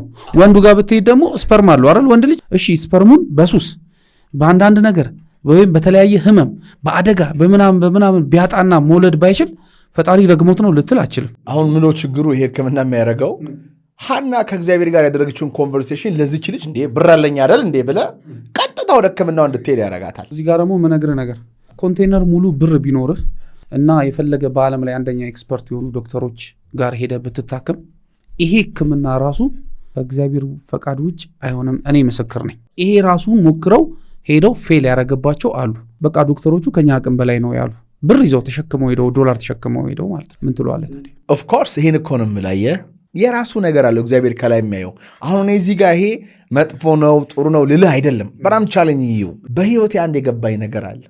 ልጅ መውለድ የህይወት ፍጻሜ አይደለም። ሀብት የህይወት ፍጻሜ አይደለም። የህይወት ፍጻሜ የስኬት መለኪያ ቱ ቢ ኤብል ቱ ከፈጣሪ ጋር የማብሪያ ጊዜ ማግኘት። ፈጣሪ እነዚህ ፈተናዎችን የሚሰጠን እሱን እንድናወራው ስለሚፈልግ ነው። በቃ አንድ ልጅ ያጣች እናት በቃ ውስጧ ተንሰቅስቆ ፈጣሪ ጋር ስታወራ ጣዕሙን፣ አባትነቱን፣ ፍቅሩን፣ ጥበቃውን ፊል ታደርገዋለች። የመጀመሪያው ሳይድ ኢፌክት ይሳካል ላይሳካም በማለት እነዚህ ጥንዶች ጭንቀት ውስጥ መግባት። ሁለተኛ ይህንን ልጆች ከወለዱ በኋላ ከህብረተሰቡ የሚመጣው አቢዩዝመንት። ለምሳሌ የ76 ዓመቷ ሴት ትግራይ ክልል የወለደች ሰምታል? የዛን ሰዓት ምንድን ነው እንደዚህ ነበር የወለደችው? የስ እኔ በደንብ በቅርበት ማውቃታለሁ፣ ግን እኔ አይደለም የወሰድኳት፣ በሌላ ነው ሄደችው። ምንድነው ገብተህ ግን ስታየው የነበረው ኮሜንት እኔ የተረዳሁት በተለይ እኔ ስራው ላይ እስካለው ድረስ የተረዳሁት ነገር በዚህ ህክምና ላይ ህብረተሰባችን እጅግ በጣም ብዙ ነገር ይቀረዋል። ስለ እውቀቱ ስለ መረጃው በጣም ብዙ እንደሚቀረን ነው። ሹፈት፣ መቀለድ ምናምን አለ። እሺ ይቀለድ። እነዚህ ሰዎች ነጥለ እያቸው። እነዚህ ያልወለዱ ባለመውለዳቸው ምክንያት በጣም ብዙ ችግሮች ከቤተሰብ ከእናት አባት ተለይተው ማህበራዊ ነገራቸውን እንኳን መቀላቀል የማይችሉ አንድ የወለደች ሴትን እኮ ልደት ላይ፣ ክርስትና ላይ፣ ያጥሩ ፋትሽ ማስ ላይ ምናምን ላይ እኮ ብትጠራት አትመጣለህ። ከወለደችን በኋላ ግን ስቲል ግን ይሄ ማህበረሰባዊ እኮ መገለሉ አልቀረም እያልከኝ ነው። ይሄ ራሱ መገለል አለ። ማህበረሰቡ ይሄንን ስላልተቀበለው ስቲል ትገለላለች። እሺ አገለሏት። ሴትዮዋን ብጠይቃት ግን አሪዮ ሃፒ ብትላት ከመቼውም ጊዜ በላይ በጣም ደስተኛ ሆነው ነው እየኖሩ ያሉት። ልጃቸውን እያሳደጉ በርዝዴውን 1 ዓመት 1 ወር 2 ወር እያሉ ነው እያሳደጉ ያሉት። በጣም ደስተኞች ናቸው። የወለዱ ሰዎችን በዚህ መንገድ ብታያቸውና ብትጠይቃቸው ዛር ሶ ሃፒ። እስቲ አንድ ነገር ልጠይቅ እንድጠይቅ አይደለም አክቹአሊ እንድንወያይበት አይደለም ዋናው ፖይንት። ይሄ ህክምና ባይኖር ኖሮ ጥንዶች ልጅ ለማግኘትና የወላጅነት ህልማቸውን ለማሳካት የሚኖራቸው ኦፕሽን ምን ነበረ? ጸሎት ነው። ልጅ ለማግኘት ጸሎት ነው። ጸሎት እንትኑ ነው መጠየቂያው ነው። ግን ልጅ ለማግኘት አንድ ኦፕሽን አለ፣ ጉዲፈቻ። ቬሪ ቢዩቲፉል፣ በጣም ቬሪ ቢዩቲፉል። እኔ ራሴ ደስ የሚለኝ ጉዲፈቻ ማለት ምን ማለት መሰለ? የሆነ ሰንበዲ የወለደውን ልጅ አምጥተህ እንደ ልጄ አርገህ ከልጆች ምንም ልጅ ባይኖርም እንደ ልጅህ አርገህ ታውቀዋለህ እኮ ውስጥህ ከአንጀትህ ከወድህ ከደምህ ከምን እንደሌለ አምጥተህ ታሳድገዋለህ። እንደውም በጣም ጉዲፈቻን የሚያበረታቱ ሁሉ የሀገራችን አንዳንድ ቦታዎች ላይ አሉ። በጣም ብትሄዳለህ አይደለ? ኦኬ፣ እሱ ነው። ሌላ ሳይድ ኢፌክት የለውም የጉዲፈቻ? የለውም። ኦኬ፣ ልንገርህ። ለምሳሌ ልጆቹ እያደጉ በሄዱ ቁጥር ምናልባት በጉዲፈቻ እንዳደጉ የሆነ ሰንበዲ ከሰማ ለእነሱ ልጆች ይነግራቸዋል። 2 ሴቶች ያበዱ ሴቶችን ያውቃሉ። ከልጅነት ከ40 ቀን ጀምሮ አምጥተው አሳድጓቸው 18-19 ዓመት ሲሞላ ጎረቤት መጥቶ ጉዲፈቻ እንደሆኑ ነገሯቸው። እነዚህ ልጆች እናት አባት ፍለጋ ወጡ። እነዛም ብዙ መስዋዕትነት የከፈሉትን ቤተሰቦቻቸውን ጥለው እነዚህ ብዙ መስዋዕትነት የከፈሉ ጨርቃቸውን ጥለው ያበዱ እኔ አውቃለሁ። አየህ የጉዲፈቻ አሪፍ ፓርትም እንዳለው ሁለተኛው ይሄ ነው። የምታየውን ያንተን ሰክሰስ ያንተን በትምህርት በቢዝነስ በምናምን አሪፍ ነገሩን ቶፕ ድረስ ቤት መጥቶ ቤቱ ባዶ ነው ይላል። እንደውም ይባላል ልጅ ያለ ቤት ጭልጭል የሚል አባባል አለ መጽሐፌ ላይ ጠቅሼዋለሁ። ቤቱ ባዶ ነው ይላል። ባይኔ ያየሁት ነው በሰማሁት ነው። ይኸውልህ ያንተ ስኬት ካንተ ተርፈ ለሌሎች ሰዎች በዓለም ላይ ቶፕ የደረሱ ሌቭል በቃ አሪፍ የምትላቸው ሰዎች የኛ ሶሳይቲ የሚለካው ይሄንን ሰክሰስ በልጅ ነው። ቤቱ ባዶ ነው ይላል። ኢትዮጵያዊ በተለይ እኮ ችግሩ እኮ ያለውን እኛ ሀገር እኮ ነው። ይኸውልህ ኢትዮጵያኖች ሆነው ትውልደ ኢትዮጵያኖች ሌላ ሀገር የሚኖሩ አሉ። የኔ ከስተመሮች ብዙ ናቸው። ከአሜሪካ ለምሳሌ 14 ሰው መጥቶ ጠይቃቸዋለሁ እንደዚህ ማለት ነው። እናንተ ሀገር የምኖሩበት ሀገር ግን እንደዚህ ልጅ ሲዘገይባችሁ የሚመጣ ነው ማን ይጠይቀናል ምናምን ይላል። አለመውለድ እንዲሁም እኮ ፈረንጆች እኮ አይወልዱም። አሁን ዛሴት ለእነሱ አይደለም። እኛ ሀገር ግን ልጅን እንደ ትልቅ ነገር ታይቶ ልጅን እንደ ስኬት መለኪያ ባለመውለድ ምክንያት ፈጣሪ እንደረገመ ተደርጎ እንደ አንድ ትልቅ ነገር ስለተደረገ ማድረግ ያለብን ነገር ማህበረሰቡ ላይ ሲጀምር ልጅ ግዴታ አይደለም መውለድ ልትል ትችላለህ። ሁለተኛ ደግሞ ልጅ ግዴታ ከሆነ ደግሞ ለሁሉም አይደለም የተፈቀደለት። ለተፈቀደለት ሰው ይወልዳል፣ ላልተፈቀደለት አንዳንዱ በናቹራል ይወልድና ትርፍ ሳትፈልጉሉ እኮ ትወልዳለህ። አንዳንዱ ደግሞ እስከ 2 ሚሊዮን ብር እያወጣ ህንድ ድረስ እየሄደ እየታከመ ደግሞ ልጅ ማይወልድ አለ፣ ማይሳካለትም አለ፣ ግን ይወልደም አለ። ወደ ቅድሙ ፖይንት ልምጣለህ። አሁን እኔ ጉዲፈቻ በጣም ቬሪ ናይስ ምናምናም ልል ሳይሆን ሰዎች የሚሉት ነገር ነው። አይ እኔ አይቪኤፍ አልፈልግም ይህን ህክምና ስለማልቀበለው ስለዚህ ጉዲፈቻ ነው ስጄ አሳድጋለሁ የሚሉ አለ። ልክ ናቸው የራሳቸው አቀባበል ስለሆነ። ወደዚህ ህክምና ደግሞ ስትሄድ አይቪኤፍን በለው በእንቁላል ልገሳም ብለህ ብትል ለምሳሌ እንቁላል ልገሳ አሪፍ ምሳሌ ነው። ሴቷ እንቁላሏ ያልቃል። አብረው ነው የሚኖሩት። በጣም በፍቅር ነው የሚኖሩ። እንቁላሉ አለቀ። ካለቀ ደግሞ በምርመራ ቼክ ይደረግና የባሏ ስፐርም አለ፣ ቆንጆ ስፐርም ነው ያለው። ከሷ እንቁላል ግን ስላለቀ ሁለቱ ጥንዶች እንዴት ልጅ ያገኙ? ወይ ጉዲፈቻ ሄደው መውሰድ ነው፣ አለበለዚያ ይሄን ህክምና ተጠቅመው የእንቁላል ልገሳ አድርጋ የራሱ ፕሮሲጀር አለው ልነግርህ እችላለሁ። ሲደመር ከባሏ ስፐርም ጋር ይቀላቀልና ጽንስ ፈጥሮ ያንን ጽንስ ማህፀኗ ላይ ተቀምጦ እንደማንኛውም እርግዝና አርግዛ አምጣ አርግዛ ትወልዷለች። ይሄንን ቤስት አማራጭ አድርገው የሚወስዱ አሉ። አሁን እዚህ ጋር መውለድ ማለት ምን ማለት ነው? መውለድ ማለት በተለይ ለሴቶች እዚህ ጋር ነው ፖይንቱ። መውለድ ማለት ከሆድ ውስጥ ትብት ላይ ከደም ላይ ነክቶት ሲወጣ ነው ብለው ነው የሚሉ ሴቶች። በማርገዝ ውስጥ በእርግዝና ውስጥ ያለውን ፔን አርግዘው ራሱ ሾው ያረጉ የለ ያሳዩ የለ የሚያሳዩት ሲጀምርም ህብረተሰቡ ያሳደረባቸው ጫና ስለሆነ እኔም አያችሁ አይነት ነገር ነው። ኢትስ ጉድ ትላለህ። ከዛስ አመጣ ደግሞ አምጦ መውለድ፣ የወለድከውን ደግሞ ማጥባት፣ አጥብታ ማሳደግ። ይሄ ሴቶች የሚፈልጉት በህይወታቸው እንዲያመልጣቸው የማይፈልጉት ነገር ነው። ምክንያቱም ብዙ ፕሮሰስ ያለው ሴቶች ላይ ስለሆነ ምርጫውን ስታስቀምጥላቸው የትኛው ይሻላል ብለህ ብትላቸው የትኛው ነው ብለህ ብትል እኔንም ብትጠይቀኝ ኢት ዲፔንድስ። እዚህ ህክምና ውስጥ ግን አትሊስት የባሏ ስፐርም አለ 100% ሲወጣ ከሷ ትብት ላይ ተቆርጦ የሷን ደም የሷን ምናምን ተጠቅሞ ነው የሚወጣው። ባዮሎጂካሊ ባይሆንም እሷ ነች አመጣ የወለደችው። ሶ ዋት ኢፍ ዶክተሩ የሌላ ሰው ስፐርም ቢያረግስ? አይቻልም። ህግ አለው፣ የራሱ ህግ አለው። ቢያረግስ ኖ ፕሮቶኮል አለ እንደዚህ አይነት አቢዩዝመንት አለ። ለምሳሌ እንዴት እንደሚደረግ ልንገርህ። አንድ ሀገር ሲሄዱ መጀመሪያ ሴቷ ፎቶግራፍ ትነሳለች፣ ባልየውን ፎቶግራፍ ይነሳል። ከዛ ደም ምርመራ ይወሰዳል፣ የሆርሞን ቴስቶች ይወሰዱና ወደ ኤጀንሲ ይላካል። የእንቁላል ኤጀንሲ አለ፣ የስፐርም ኤጀንሲ አለ። ሰርድ ፓርቲ ማለት ነው። በደንብ ህንድ ገቨርንመንት በደንብ የሚመራ ህጋዊ ሆነ። እነዛ ዶነሮቹ ደግሞ በፈቃደኝነት መጥተው ነው ዶኔት የሚያደርጉት። ልክ ደም ልለግስ ብለህ የምትሄደው ይከፈላቸዋል። ብር ነው ስንት እንደሚከፈላቸው አላውቅም።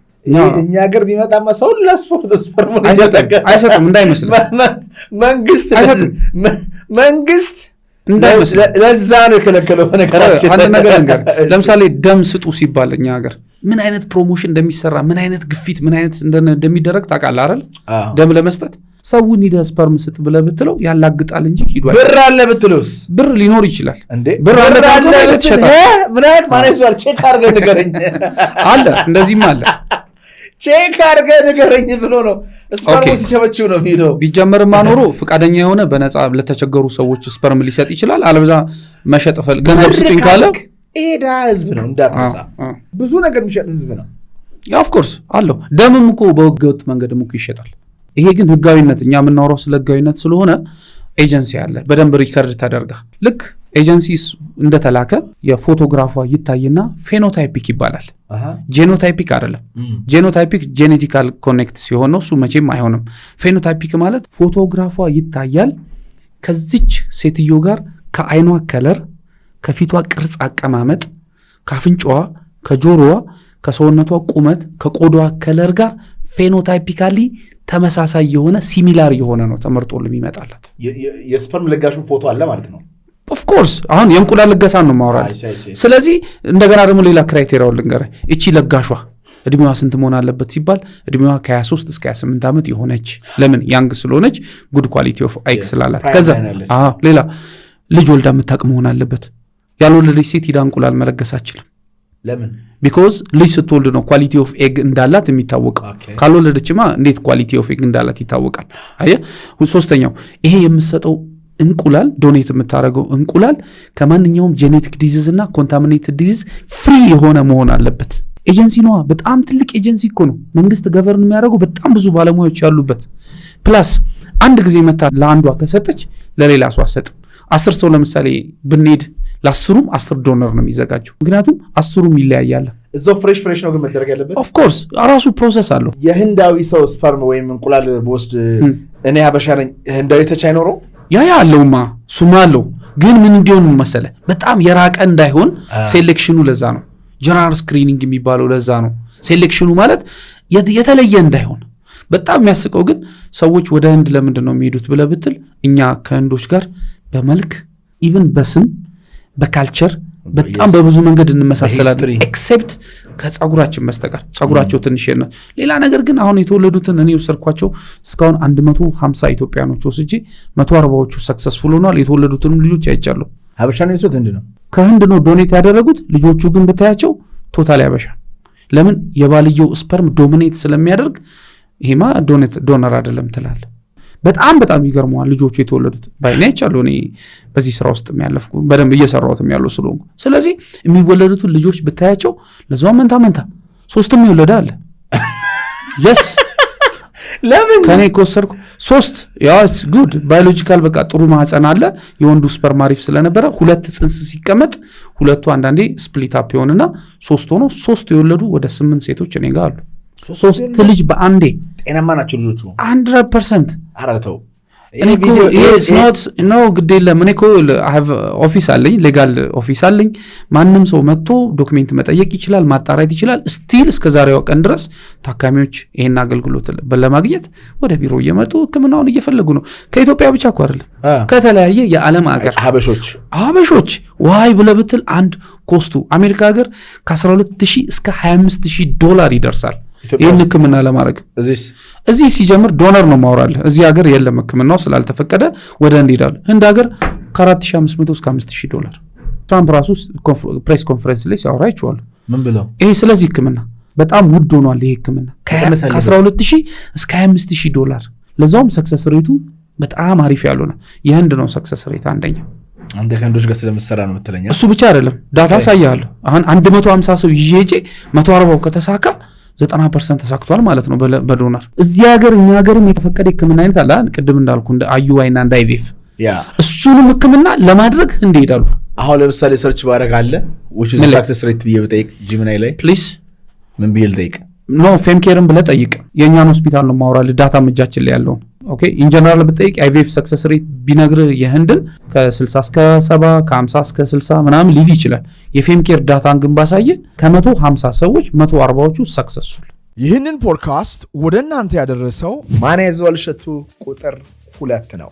ስጋችሁን ነፍስና መንፈሳችሁን እናገለግላለን። በአዲሱ ቤታችን የሚጣፍጡና ጤናማ ምግብና መጠጣችን እንዳለ ሁሉ የተለየ መጽሐፍ የምታነቡበትና እንደ ወርኪንግ ስፔስ አድርጋችሁ የምትጠቀሙበት ልዩ ቦታ አዘጋጅተናል። ሶስተኛው አገልግሎታችን መንፈሳችሁን ማደስ ነው። በአርምሞ የአእምሯችሁን ጫጫታ ዝቅ አድርጋችሁ የስሜቱ ቁስል ማከም ከፈለጋችሁ ልክ ሰዎች ሲኒማ፣ ኮንሰርት ከፍለው እንደሚገቡ የእናንተን አእምሮ የሚያረጋጋ የአርምሞ ስቱዲዮ አዘጋጅተናል። ቦሌ መድኃኔዓለም ከቤ ከግቤት ጀርባ እንገኛለን። እዚህ ጋር ባለው ስልክ ይደውሉ። በአይቪኤፍ ህክምና ከፍተኛ ስኬት መጠንና የላቀ ቴክኖሎጂ ካላቸው ቀዳሚ ሀገራት መካከል የሚከተሉ ይጠቀሳሉ። ስፔን፣ ዩኤስኤ፣ ግሪክ እና ቼክ ሪፐብሊክ፣ ቱርክ። there is no India. what about India? የለችም። ህንድ በአይቪኤፍ ህክምና ዘርፍ በዓለም አቀፍ ደረጃ በጣም ተመራጭና ስኬታማ ከሆኑ ሀገራት መካከል አንዷ ናት። በተለይም በህክምና ቱሪዝም፣ ሜዲካል ቱሪዝም ረገድ ከፍተኛ ተቀባይነት አላት። ህንድ በዚህ ዘርፍ ያላትን ጥንካሬ የሚያሳዩ ዋና ዋና ነጥቦች የሚከተሉት ናቸው። እጅግ ዘመናዊ ቴክኖሎጂ አላት፣ ከፍተኛ ስኬት መጠን አላት፣ በጣም ተመጣጣኝ ዋጋ፣ ባለሙያ ድንቅ ሐኪሞች፣ በዘርፉ ረጅም ዓመታት ልምድ ያላቸው ሐኪሞች። ስለዚህ ዋና ዋና ሀገራት በውጭና በቴክኖሎጂ አነጻጸር ሲታይ አገር አሜሪካ፣ ስፔን፣ ህንድ ሶስተኛ ይላል ማለት ነው። ዋና ጥንካሬ ለአውሮፓና ለአፍሪካ ቅርበት መሆኗ የህንድ ያሳያል። ዋጋው ተመጣጣኝ ነው። ቴክኖሎጂ ደረጃ ሁሉ ጀምረዋል በዚህ ህክምና። ኢንዲያ ጌታ ሆይ በዚህ ፖድካስት አስቀይመን ከሆነ ይቅር በለን በለው። አምናት ይሄ ክሎዝድ ማይንድድ የሆንኩ ሰው አይደለሁም። ስለ ቴክኖሎጂ ጭፍን የሆነ እይታ የለኝም። አም ኦፕን ማይንድድ ሰው ነኝ። አንድ ነገር ጥሩ እስከሆነ ድረስ እግዚአብሔር ይፈልገዋል ባይ ነኝ። ኢንቴንሽኑ ጥሩ ከሆነ መልካም ከሆነ ሰውን የማይጎዳ ከሆነ ጥሩ ነው ባይ ነኝ። ኢንቴንቱ ደግሞ መጥፎ ከሆነ የራሱ እግዚአብሔርን የሚያሳዝን ከሆነ ደግሞ መጥፎ ነው ባይ ነኝ። ሌላ ደግሞ ምን አለ? ሌላ ደግሞ ወደ ክሬዚዎች ነው እየሄድን ያለነው። ያ አሁን ምን አወራን? አዩዋ ያወራን ሀገራችን ውስጥ አለ። አይቪኤፍ አለ ሀገራችን ውስጥ አለ። ሰክሰስ ሬቱ ሌስ ቢሆንም ዶነር ኤግ አለ፣ የእንቁላል ልገሳ which means ስፐርም የባለቤቷ ሆኖ እንቁላል በመለገስ በግልባጩ ደግሞ ስፐርም ልገሳ ስፐርም ዶኔሽን አለ። እሷ ጥሩ እንቁላል ይኖራትና ባለቤቷ ስፐርም ላይኖረው ይችላል። ሶስተኛው ደግሞ በሆነ አጋጣሚ የእሷ እንቁላል የለም አይሆንም፣ የባለቤቷ ስፐርም ደግሞ አይሰራም። አይዞስፐርሚያ ይባላል። ሁለት አይነት አለ፣ በኋላ እናወራበታለን አስፈላጊ ከሆነ። ከዛ እነዚህ ሰዎች ግን መውለድ ፈለጉ። ቅድም እንዳልኩ ነው መውለድ ማለት ከውስጥ አንተን ተች አድርጎ ሴቶቹን ተች አድርጎ አርግዞ አምጦ ከውስጥ መውጣት ነው ዴፊኒሽኑ። ልጅ መውለድ የሚለው ያንን ሲሆን ምን ይደረጋል? ባልና ሚስቶች በግልጽ ተነግሯቸው መጀመሪያ በቅድመ ምርመራ ተረጋግጦ የእሷም እንቁላል እንደማይሆን የእሱም ስፐርም እንደማይሆን ተነጋግረው በትክክል ተፈራርመው ነው ፈልገው ፈቃደኝነታቸውን ሁሉ በወረቀት አስፍረው እሷም እንቁላል ልገሳ እሱም ስፐርም ልገሳ አድርጎ ጽንስ ተፈጥሮ እሷ ማህፀን ላይ ተደርጎ እንድትወልድ ይደረጋል። የእሱም ስፐርም ከሌላ ነው፣ የእሷም ከሌላ ነው። ስለዚህ ቤዚካሊ የእነሱ ልጅ ያልሆነ የሌላ ሰው ስፐርም የሌላ ሰው እንቁላል ነው፣ ግን የሚሆነው በእናታቸው ውስጥ ያድራል ማለት ነው። ለምንድን ነው የእነሱ ልጅ ያለ አይደለው? እሷ ማህፀን ላይ ተቀምጦ እኮ ነው ያረገዘችው። አሁን እኛ በጣም የሚገርመኝ ነገር ካለመውለዳችን ይልቅ የሚያስጨንቀን ዘሩ ከየት መጣ እንቁላሉ ከየት መጣ ነው። እሱ ምንድን ነው የሚፈይድል ነገር አለ? ለምን አይፈይደው? ለምሳሌ በእኛ ሃይማኖት ከሄድ እመቤታችን ቅድስት ድንግል ማርያም ከማይነጥፈው ንጹህ ዘር ተጠብቃ ከዳዊት ዘር ተጠብቃ ንጹህ ከሆነው ነው የወጣችው። እኔ እናንተ ልጅ ብንወልድ እኩል ዘር አይደለም ያለን። ወይ አንተ የተቀደሰ የኔ የተረገመ ሊሆን ይችላል። ዓለምን የሚያጠፋው ዘር በአንተ በኩል ሊመጣ ይችላል። እዚህ ፖድካስት ላይ ጋበዝኩት እንግዳ ነበረ። ስለ መናፍስት አሰራር በጣም የሚያውቅ ተክሎ በዓል የሚባል ልጅ ነበረ። መናፍስቶች የሰውን ልጅ ከእንቁላሉ ጋር ነው ገና ማጥቃት የሚጀምሩት። ዘራቸውን እዛ እንቁላሉ ጋር ገና ሲመጣ ነው የሚመለምሉት። እንቁላሉ ነው የሚመለምሉት። የራሳቸው አመል፣ የራሳቸውን ክፋት፣ የራሳቸውን መጥፎ ማንነት ለመጨመር ማለት ነው። ዩቲንክ እነዚህ ዶክተሮች ስለ መንፈሳዊነት ስለ እግዚአብሔር የማያውቁ ይመስላል። ስለ ሰውነት ሊያውቁ ይችላሉ። ስለ ሰውነት አሰራር ልጅ ሲባል እኮ ይሄ እኮ የኔ ፓርት 3% እኮ አይደለም ታውቃለህ። 0.001% ነው ሰውነቴ። 99.9999% የኔ ማንነቴ ኢንቪዚብል ነው። ጂኑ ከየት ነው የሚመጣው? you should ask them። ከየት ነው ይሄ ጂን የሚመጣው? ከየት ነው ይሄ ዘር የሚመጣው? ይሄን ማድረግ አይችሉም። እግዚአብሔር ነው የሚልክል ማለት ነው። ስለዚህ የጻድቃንን ህይወት ካየ አባቶቻቸው የሰሩት የሆነ የጽድቅ ስራ አለ። እናቶቻቸው የከፈሉት ዋጋ አለ። ንጽህና አለ። በንጹህ የግብረ ሥጋ ግንኙነት ስታደርግና በጣም ያልተቀደሰ ሲሆን መኝታው አንድ አይነት ልጅ አይወለድም። ልጅ ማምጣታችን ነው ያየነው እንጂ ልጁ ምን አይነት ምግባር አለው እሱን ማሰብ መቻል አለብን። ኢትስ ቬሪ ኢምፖርታንት ቲንግ።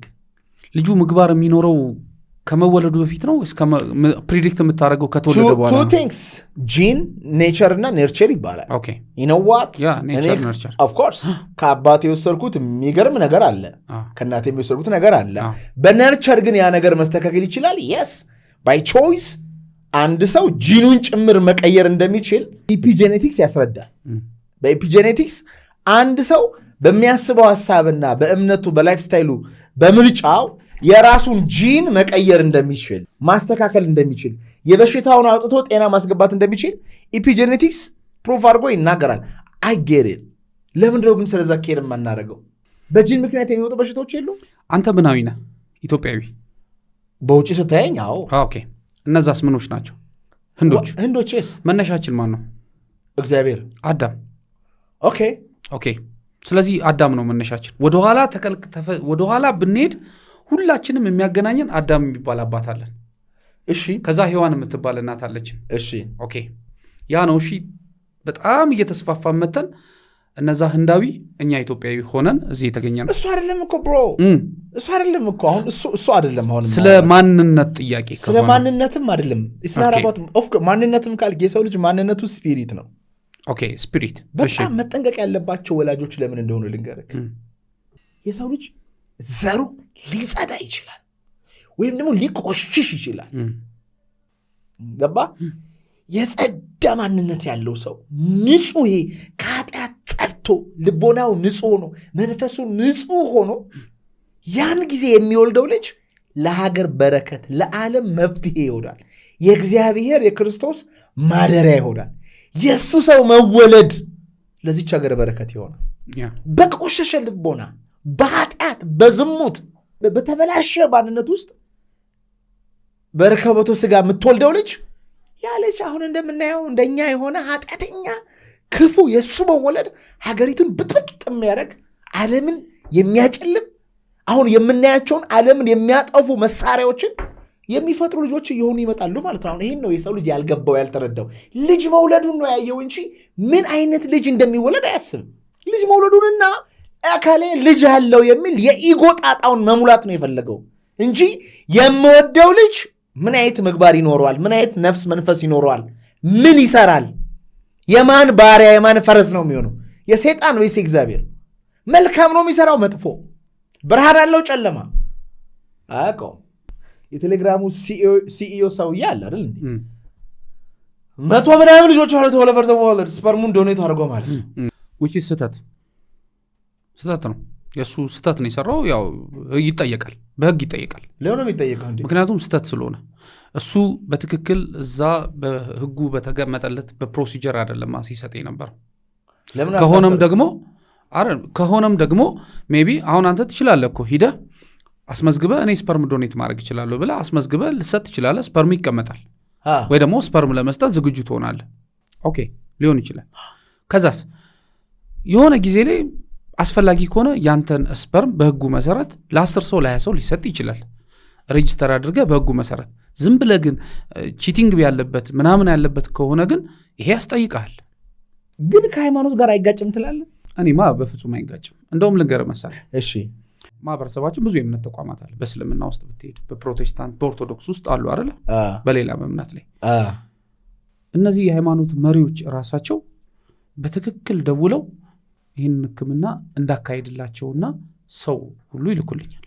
አራታው በደንብ ከ140ዎች ውስጥ ያሉ ሰዎች አሉ። እነዚህ በደንብ ምንድን ነው የሚሉሽ? እነዚህ ሰዎች አሁን እኛ ስለ ሃይማኖት ብዙ ነገር ላናቅ እንችላለን፣ ግን የሚሉን ነገር ልንገርህ። እኛ እየሞከርን ነው፣ አሁንም እየሞከርን ነው። መሞከራችንን በጸሎት አምላካችንን እየጠየቅን ነው። ነገር ግን ምናልባት ለነዚህ ሰዎች ለነዚህ ጥንዶች አምላክ በዚህ መንገድ ሂዱ ብሎ ከፈቀደላቸው እኛ በጸሎት እናግዛቸዋለን። የሚወለደው ልጅ ብሩክ እንዲሆን ጸሎታችን አይለይም፣ ህክምናውን ቀጥሉ ብለው በጸሎት ታግዞ ያረገዙ ይወለዱ አሉ። ሪጀክትም የሚያደርጉ አሉ። ሁሉም አይደለም። አንዳንድ የእምነት ተቋም ደግሞ ይሄ ኃጢአት ነው ብሎ ቶታሊ የሚቀሩም አሉ። ማጆሪቲዎቹ ግን ይልኩልኛል። የሃይማኖት መሪዎች ራሳቸው በጸሎት እየታገዘ ቅድም ብያለሁ። ኮንቴነር ሙሉ $1 ቢኖርህ በዓለም አንደኛ ደረጃ የተባለ ኤክስፐርት ዶክተር ጋር ብትሄድ ያቺ ስፐርምና እንቁላል የምትባሏን ቀላቅሎ ነፍስ እንድትዘራ የእግዚአብሔር ፈቃድ እንጂ የዶክተሮቹ ችሎታ አይደለም። እዛች ላይ ነው የእግዚአብሔር ፈቃድ ያለው። እቺ እንቁላልና ስፐርሟ የምትገናኝ ይህንን ዶክተር ክሬት ማድረግ አይችልም። ማንም ሰው በዓለም ላይ ይህን ማድረግ አይችልም። ኪ ፖይንት እሷ ላይ ግን እግዚአብሔር ካለበት ስፐርሙና እንቁላል ተቀላቅሎ ጽንስ ይፈጥርና ይህ ጽንስ አድጎ ይወለዳል። የተወለዱም አሉ። ከ10 ሚሊዮን ህጻናቶች ዳታው የለንም እንጂ በዚህ ዙሪያ የተወለዱ ሁሉም የዓለም ክፋት ናቸው አላልኩም ልንል አንችልም። ዊዶን ነው አናቅም። ሁሉም ደግሞ ጠቃሚዎች ናቸው። ይህንንስ ህክምና እንደ ህክምና ለምን አይታይም? አንድ ሰው ኩላሊቱ ፌል ሲያደርግ ከሆነ ሰንበዲ ኩላሊት አምጥተ ቀጥለ ያ ሰው ህይወት ሲቀጠል ያንን አፕሪሺየት እንዳረግነው ሁሉ ይህንስ እንደ አንድ ህክምና ለምን አይተን ህክምናው ለምን አፕሪሺየት አናደርጉ? ለምንድነው ቀጥታ ወስደን ከፈጣሪ ጋር አገናኝተን ይህንን ጉዳዩን እንደዚህ በጣም ከሌላ ነገር ጋር የምናገናኝ? በዚህ ስራ ላይ እኮ በጣም ቻሌንጅ አለብኝ። እኔ ብዙ ስም ተሰጥቶኛል። ምን ተሰጠ? ኢሉሚናቲ ተብያለሁ። ነንዴ እኔ የንጉሱ የመድኃኔዓለም ልጅ ነኝ። ስራዬ ሁሉ የሚሰራው በመድኃኔዓለም ነው። ኢቨን እዚህ ህክምና ውስጥ ራሱ እንድገባ አሁን የፈቀደልኝ እሱ ነው። ምክንያቱም እዛ እኔና ባለቤቴ ችግር ውስጥ ባንሆን የኔና የሷ ችግር በጣም በቀላሉ ቢቀረፍ ችግሩ ተቀርፎ እግዚአብሔር ይመስገን እዛ ነገር ውስጥ ሄደን እንዴት አድርጎ እዚህ ስራ ውስጥ እንዳስገባኝ የራሱ የሆነ ሂደት አለው። እኔ ሁል ጊዜ ጸልያለሁ፣ አምላኬ ሆይ ለታካሚዎቼ ቀድመ ድረስላቸው፣ ይህንን ነገር አሳክተው የዘመናት ህልማቸው ተሳክቶ እንዲያመሰግኑ ወጥተው በአደባባይ እንዲመሰክሩልህ አድርግ። ሁሌ ካፌ የማይጠፋ ደሞም ሆኗል። እኔ በመድኃኔዓለም ጉልበት ነው የምሰራው። ሌላስ ምን አሉ ከኢሉሚናቲ ውጪ? 666 የታወቀ ነው። የሰይጣን አሰራር ነው። ኢቭን አንዴ ላይቭ ላይ ገብቼ ሁሉ አንዱ ደውሎ እንደዚህ ነገር አለ። ከዛ ጠየቅኩት ወልደሃል ስለው አልወለድኩም አለ። ስለዚህ ይሄ ርዕስ አንተን አይመለከትም። ወልደህ ወይ ለመውለድ ሞክረህ ቢሆን ኖሮና በዚህ ችግር ውስጥ ብትሆን ኖሮ ምናልባት የማወራው ነገር ይገባ ነበር ብዬው ነው። ኦኬ ኢትስ ጉድ። አሁን እኮ ይሄን ጉዳይ አሁን ስናወራ አሁን ያንተ ኦዲየንሶች ራሳቸው ይሄን ጉዳይ ሲሰሙ የምናወራው ነገር የሚመለከታቸው ማንን መሰለ? በዚህ ችግር ውስጥ ያሉ ፔን ውስጥ ያሉ አንገታቸው የደፉ ሰዎች እነሱ ቢሰሙ የሚሰጡትን ነገር ማየት እንችላለን። ሌላውማ ያላግጥበት ኖ እነሱ ደግሞ አያዩቱማ አያዩቱም ስል የሆነ እንትን ውስጥ ያለ ሰው አያስተውልም። በቃ እንትኑን አምጣው ነው የትንፍጩ ዲከቱን ያምጩ ነው የሚለው። ኮንሲኩዌንሱን አያስብም። ቁስል ላይ ነው ያለው። ምንድነው ኮንሲኩዌንሱ? አሁን ምን ይባላል? አሁን ከሩቅ ስናይ እንደዚህ አይነት ያልሞከርን ሰዎች ከሩቅ ስናይ ፔኑ እኛ ጋር ስለሌለ ለማሰብ ለመጠየቅ የሆነ ታይም አለ። ፔኑ ውስጥ ግን ስትሆን you don't realize ምን እንደሆነ ልታስተውል አትችልም። በቃ ያንተ ፍላጎት ሳሩን እንጂ ገደሉን አታየው። ገብቷል? በቃ የሆነ ዳ የሆነ ልጅ አለ አይደለ? ቅድም እንዳልከው እኮ ነው። በቃ የታባቱ ብላ ሰርታ መኪናውን ገዝተዋለች፣ ቤቱ አላት፣ ንብረቱ አላት፣ ዝናው አላት። ልጅ ግን የለም። እሷ ያሳደደችው ገንዘብን ነው። ያላየችው ነገር አለ። መንፈሳዊነቱ የለም፣ ፋሚሊ የለም፣ ጥሩ ሚስት አይደለችም። በቃ she become unhappy። ግን እኮ አንድ ነገር ልንገርህ። ለምሳሌ በቤተ ክርስቲያን በስርዓት በቅድስና ተጋብተው በቅዱስ ቁርባን ተጋብተው ልጅ የዘገየባቸውና ይህን ህክምና የተጠቀሙ አሉ። እነዚህንስ ምን እንበለው? እኛ ምንም አይደለንም። በነገራችን ላይ አሁን እኔ እዚህ ጋር እየፈረድኩኝ አይደለም። ይሄ ትክክል ነው መጥፎ ነው እያልኩኝ አይደለም። ግን እንደ አንድ ወጣት እና የሚዲያ ሰው ቻሌንጅ እያደረግኩ ነው።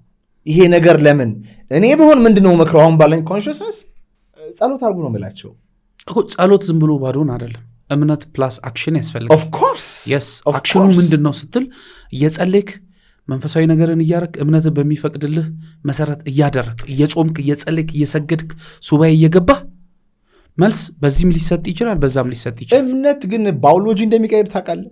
በደንብ ይቀይራል። ኦፍ ኮርስ the biology of belief የሚል መጽሐፍ የጻፈ ሰው እያለ እንቁላሏን ዛሬ ማምጣት ትችላለች አንዲት ሴት እምነት ቢኖራት። ዛሬ እግዚአብሔር እንደው ለእሷ ልጅ መውለድ ጥሩ ቢሆኑም ቢያቅ ሁሉን ነገር ማስተካከል ይችላል። በእምነት ምንም ህክምና ሳይሄዱ 45 ዓመት 50 ዓመት ሳይንስ ኢምፖሲብል ያላቸው ሰዎች የወለዱ አሉ።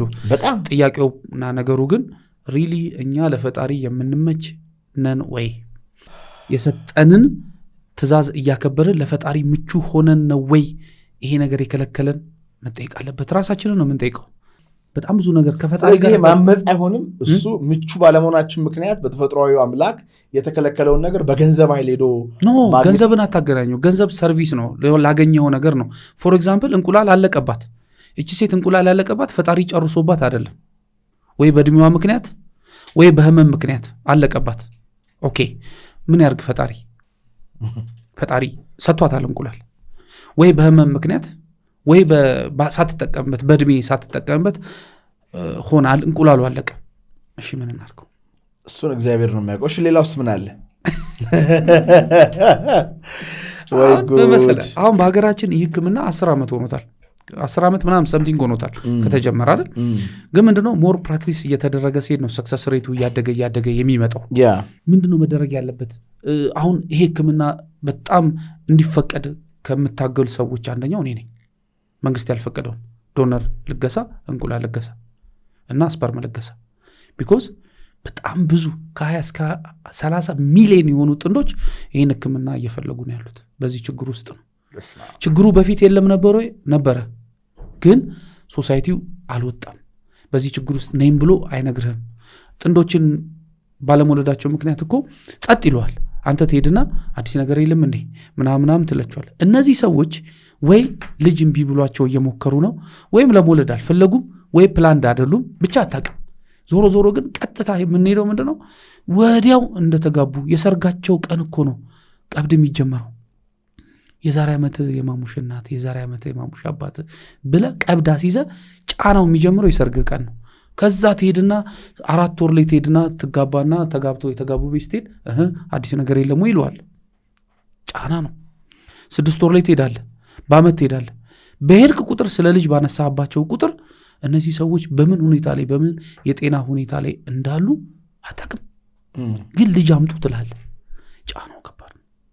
አንተ በጣም ብዙ እኮ ናቸው መጥተው ይኸውልህ ፊታቸው ላይ ማዲያት ህይወት በጣም በብዙ መንገድ ሰክሰስፉል ሆነው ልጅ በማጣት ምክንያት ፊታቸው ላይ ማዲያት ላይፍ አስጠልቷቸው እኔ ጋር አንድ የመጣች ታካሚ ያለች።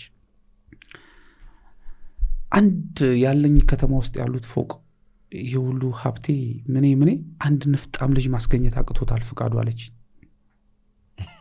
እሺ አንድ ለማኝ እንደዚህ የሆነ ንፍጣም ልጅ ምናምን አንተ ለማኝ እኔ አሁን እኔ ቢጤ 2 ልጆች ምናምን ሳይ ከጓደኞቼ ጋር ሉክ 4 ሚሊዮን ብር ላለሁ ወድቆ ላለሁ ቢኮዝ አንድ ልጅ ለማግኘት ሰዎች ምን ያህል ሚሊዮን እንደሚከፍሉ ውጭ ሀገር ስለማቅ አንዱ ልጅ በ2 ሚሊዮን ወሰደው በነፃ ተሰጥቷታል ለዚህ ልጅ። ቤተክርስቲያን 2 ሴቶች እየጸለዩ ነው። በአንድ ጎን ምን እንደምትልታል እያለቀሰች እያለች ነው የምታለቅሰው። ምን መሰለህ እያለች አለችው ልጅ ወልዳለች፣ ግን ማሳደግ ስለማትችል አምላኬ ልጄን ወስዶ በኃላፊነት የሚያሳድግልኝ ልጅ ስጠኝ እያለች እያለቀሰች እየለመነች ነው። በሌላኛው ሳይድ ደግሞ በልጅ ባርከኝ እባክህ ልጅ አጣው እያለች ደግሞ ታለቅሳለች። የሁለቱም ጥያቄ ነው። የሁለቱም ጥያቄ ግን ያላወቁት እግዚአብሔርን ያላወቁት እኮ እግዚአብሔር ጋር እኮ ሄደዋል። ምናልባት አለማመኑ አይደል አጠያይቃቸው። ሎይክ ያ አንድ ጓደኛ አለኝና ባለፈው ከልጁ ጋር ቤተክርስቲያን እያስቀደስም ምናምን ነበርና የሚያስፈራህ ነገር ምንድን ነው አልኩት። ምንም አያስፈራኝም አለኝ። የልጅ መታመስል የኔ ልጅ አይደለም አለ። የኔ ልጅ ብዬ ልጄን አልጠራውም፣ የመድኃኒዓለም ልጅ። እንዲሁም መድኃኒዓለም ቤተክርስቲያን ውስጥ ነበርን፣ የመድኃኒዓለም ልጅ ነው አለ።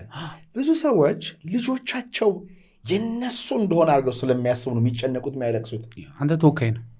ኦፍኮርስ ተወካይ ከሆንክ ምንድን ነው የሚያስለቅስህ? ምን ጨካኝ እንኳን አንተ ስለ ልጅ ታለቅሳለህ። እሱ በማህፀን ቋጥሮ ለወለደው ልጅ የሚያደርገው ጠፍቶ የሚበላው አጥቶ ነው አንተ የምታለቅሰው? ፈሪ ስጋት ውስጥ ስላለ ነው እንጂ መቼ ሳያበላው አኖረ? አንተን ያኖርከው ለራስ እንኳ ከየት እንደመጣ ማታቅ፣ የት እንደምትሄድ ማታቅ መጻጉዕ የሆንክ ሰውዬ ልጅን ትላለህ። ኧረ በእናትህ እግዚአብሔር መላእክቶቹ ባይጠብቁ ኖሮ አንዳችንም 1 ሰከንድ አንኖርም። 1 ቀን አይደለም ብላችሁ። ይሄ ያለማወቅ ነው። ለምን? እግዚአብሔር ልሁን ልጄ ላይ ስለሚሉ እኔ ልጄን አልብሼው፣ እኔ አስተምሬው፣ እኔ መክሬው፣ እኔ ገዝቼው አይሆንም። ለዚህ ነው ከተማችን ውስጥ በልጅ ሰዎች ያልተባረኩ፣ የራሳቸው ልጅ ስለሚመስላቸው። እንደዚህ ያሳልፈ ግን ለመድኃኒዓለም ብትሰጥ ያንተ ልጅ ይባረካል፣ በጣም ይባረካል።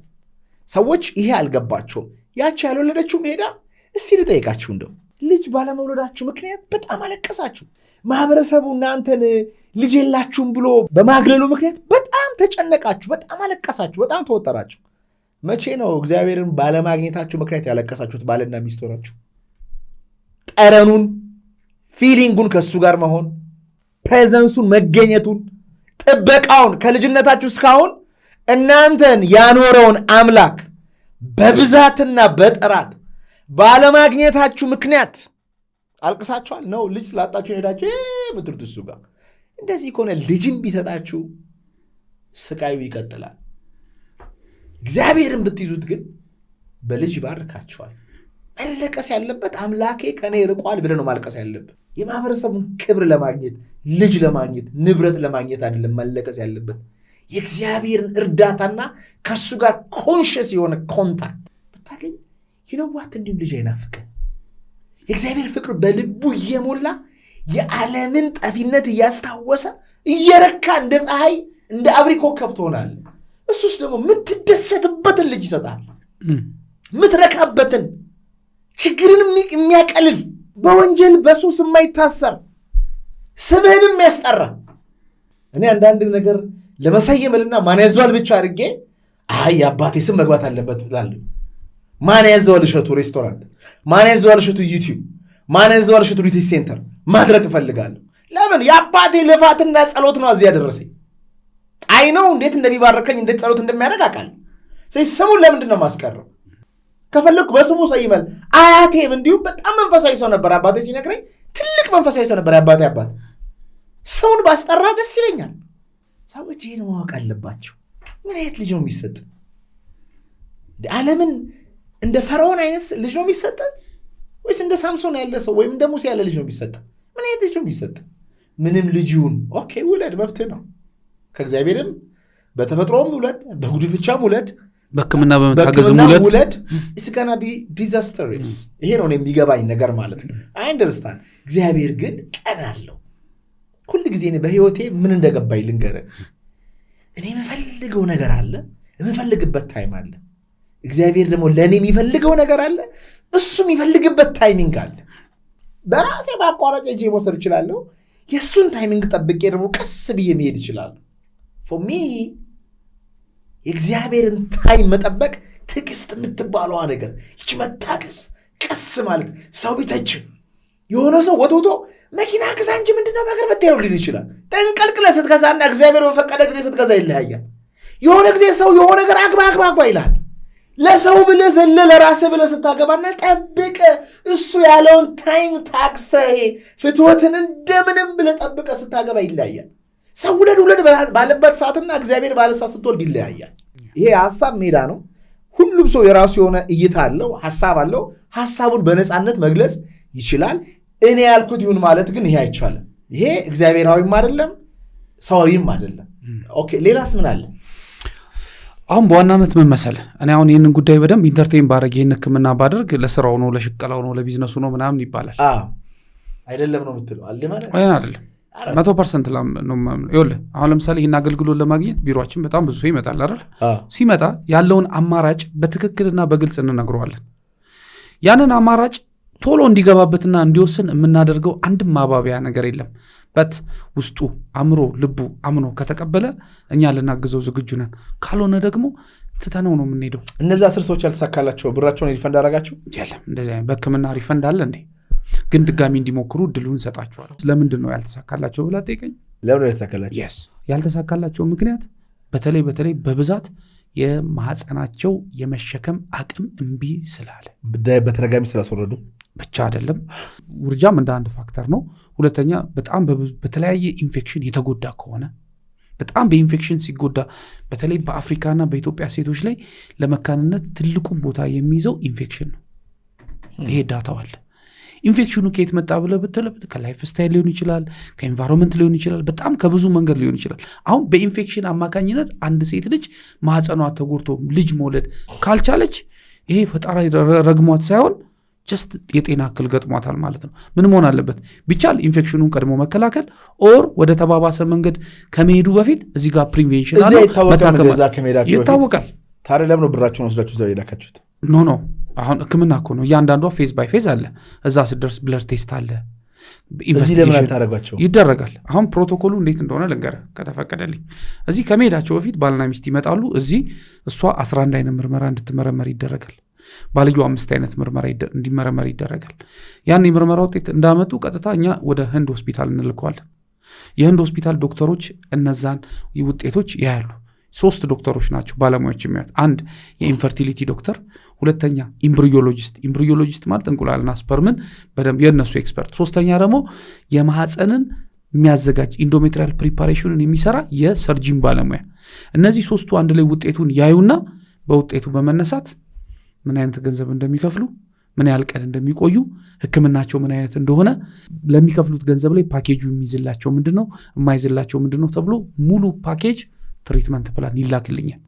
ሲላክ ያንን ፕሪንት አረግና ባልና ሚስቶች ይመጣሉ። ባለሙያም አለ እንዳልኩ እኔ ዶክተር አይደለሁም። ይህን ህክምና ኮኦርዲኔት ማደርግ ነኝ። ባለሙያ አለ ዶክተር። ያ የመጣውን ትሪትመንት ፕላን ለባልና ሚስት እንዲህ ተብላቸዋል። ቤዝድ ኦን ዩር ኢንቨስቲጌሽን ዶክተሮቹ ይሄን ብለዋል፣ ወረቀቱን ነው የምንሰጥ።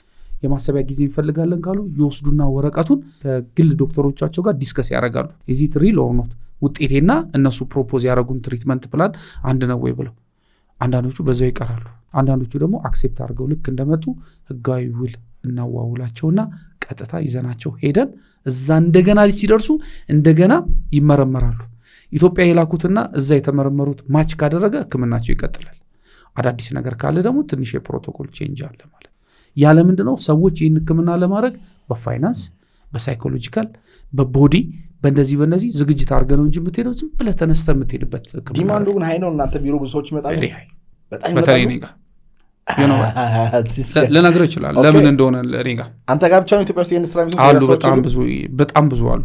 እኔ ግን በተለየ መንገድ ይህን ብቻ ነው። ኤጀንሲ ነህ ማለት ነው አንተ? ኤጀንሲ በለው፣ ደላላም በለበለኝ። ደላላ ማለት ማለት መሰለህ በሁለት ፈላጊና ተፈላጊ መካከል ያለውን ነገር የሚያስተካክል። የኔ ለየት የሚያደርገው ምንድነው አብሬያቸው ነው የሚሄደው ሁሉ ጊዜ ኤቭሪዴይ። አሁን ለ17ኛ ዙር ይዣቸው ልሄድ ነው። ሰዎች ከ6 በላይ ኦልሬዲ 4 ሰው በቀደም ልክ ያለው። አሁን ደግሞ ወደ ለ15 ቀን እኔ እቆያለሁ ይዣቸው ከኤርፖርት እስከ ህንድ፣ ከህንድ ገስታውስ እስከ ሆስፒታል የራሴ ቲሞች አሉ። እያንዳንዷን ነገር በ15 ቀን ውስጥ አስተካክልና ኦልሞስት 30-40% ህክምናቸው ያልቃል። እዛ ምን አለ ብትል ገስታውስ አለኝ የራስ 2-3 ገስታውሳዎች አሉኝ። ቲሞች አሉኝ፣ የህንድ ቲሞች፣ የህንድ ዜጎች፣ ሼፎች አሉኝ።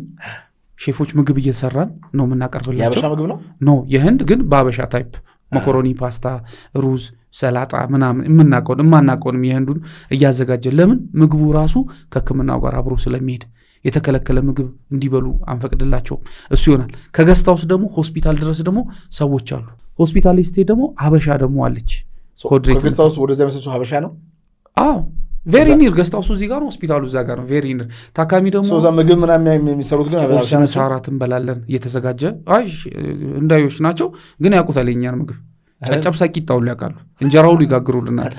እንደዚህ ያለን ሳይሆን ምን መሰለህ ሰው ታካሚ ለዚህ ጉዳይ ሲሄድ እንዳያጉላላ። አሁን ለህክምና ብለህ ሄደህ ስለ ገስታውስ ስለ ምግብ ምናምን መጨነቅ የለብህ። በነገራችን ይሄ ህክምና የቢዝነስ ሰውን ያልኩ ለዛ ነው።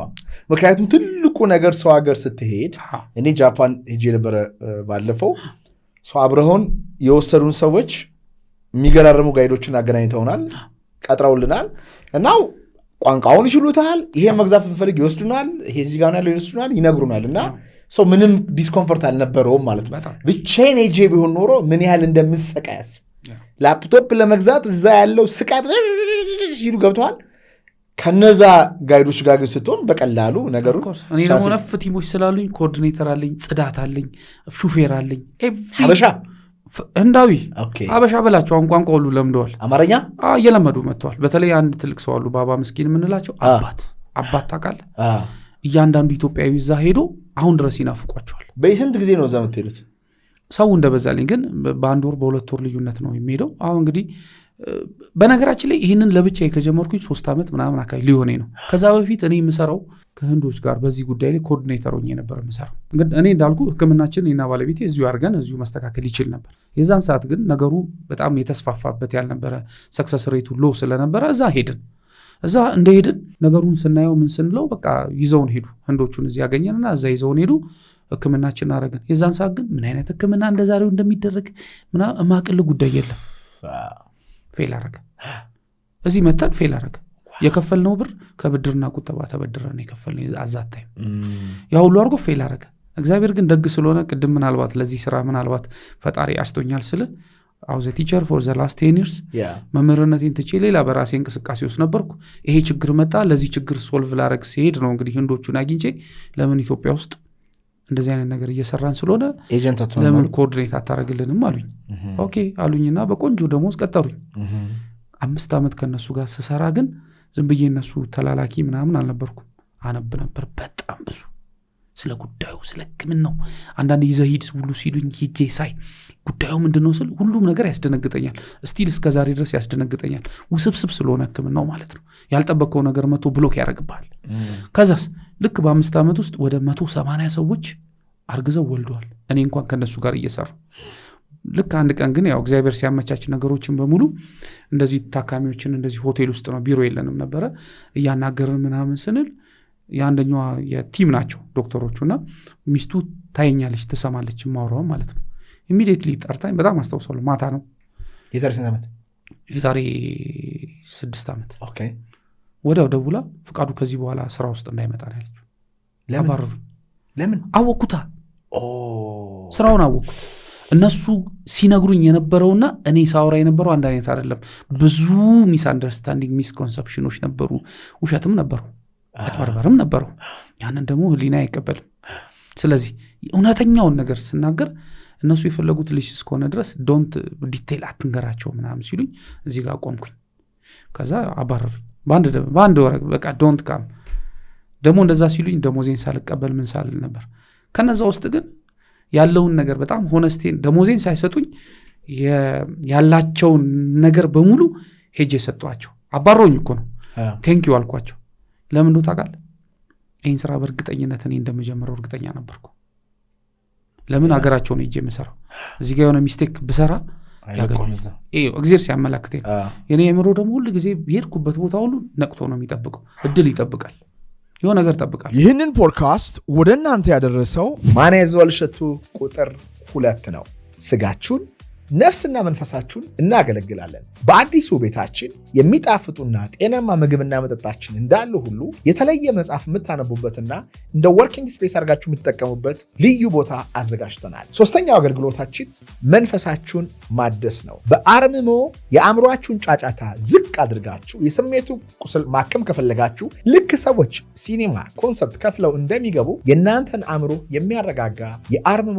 ስቱዲዮ አዘጋጅተናል ቦሌ መድኃኔዓለም ከቤ ከግቤት ጀርባ እንገኛለን እዚህ ጋር ባለው ስልክ ይደውሉልኝ ከዛ በኋላ ያለው ነገር አባረሩኝ ዘ ኔክስት ዴይ ትንሽዬ ቢሮ ከፈትኩና ሰራተኛና ሰሪ ኤጀንሲ ከፈትኩ ሴልስ ትሬኒንግ እየሰጠው ለአንዳንድ ሪል ስቴቶች ምናምን አቀርበ ነበርና ለምን ይንከምና አልጀምሮ ምክንያቱም ብዙ ኢትዮጵያኖች ያቁኛል የነሱ ኮኦርዲኔተር እንደሆንኩ አልኩና ትንሽዬ ቢሮ ከፈትኩና ሜዲኪዩር ምናምን አልኩና ተጀመረ ማለት ነው ደውዬ ጀምር ያለው ነው ለብቻዬ ስላቸው ኢምፖሲብል ነው ያሉኝ አችልም ደግሞ የሚሆንልህ አይደለም አሉኝ እስቲ እንደማይሆንልኝ ታያላችሁና ያው በጠብ አለቀ ማለት ነው ወዲያው ተለያዩ እነሱም ተበታተኑ እኔ ግን ኢሚዲየትሊ ከነሱ እንትን እንዳሉኝ ህንድና ሳይተውኝለ ለራሴም ጉዳይ ይጀል ለብቻ ሄድኩኝና አንድ ወር ሙሉ ሪሰርች ሰርቼ ያሉትን ሆስፒታሎች በሙሉ ቼክ አድርጌ አሁን ካለውበት ሆስፒታል ጋር አግሪመንት ፈጥረን ስራውን ጀመርኩ ተመልሼ እንደመጣው 6 ታካሚን ያገኘሁት ወዲያው ጄጄ ከ6ቱ 5ቱ ተሳካ አንዱ ፌል አረገ 1 2 3 4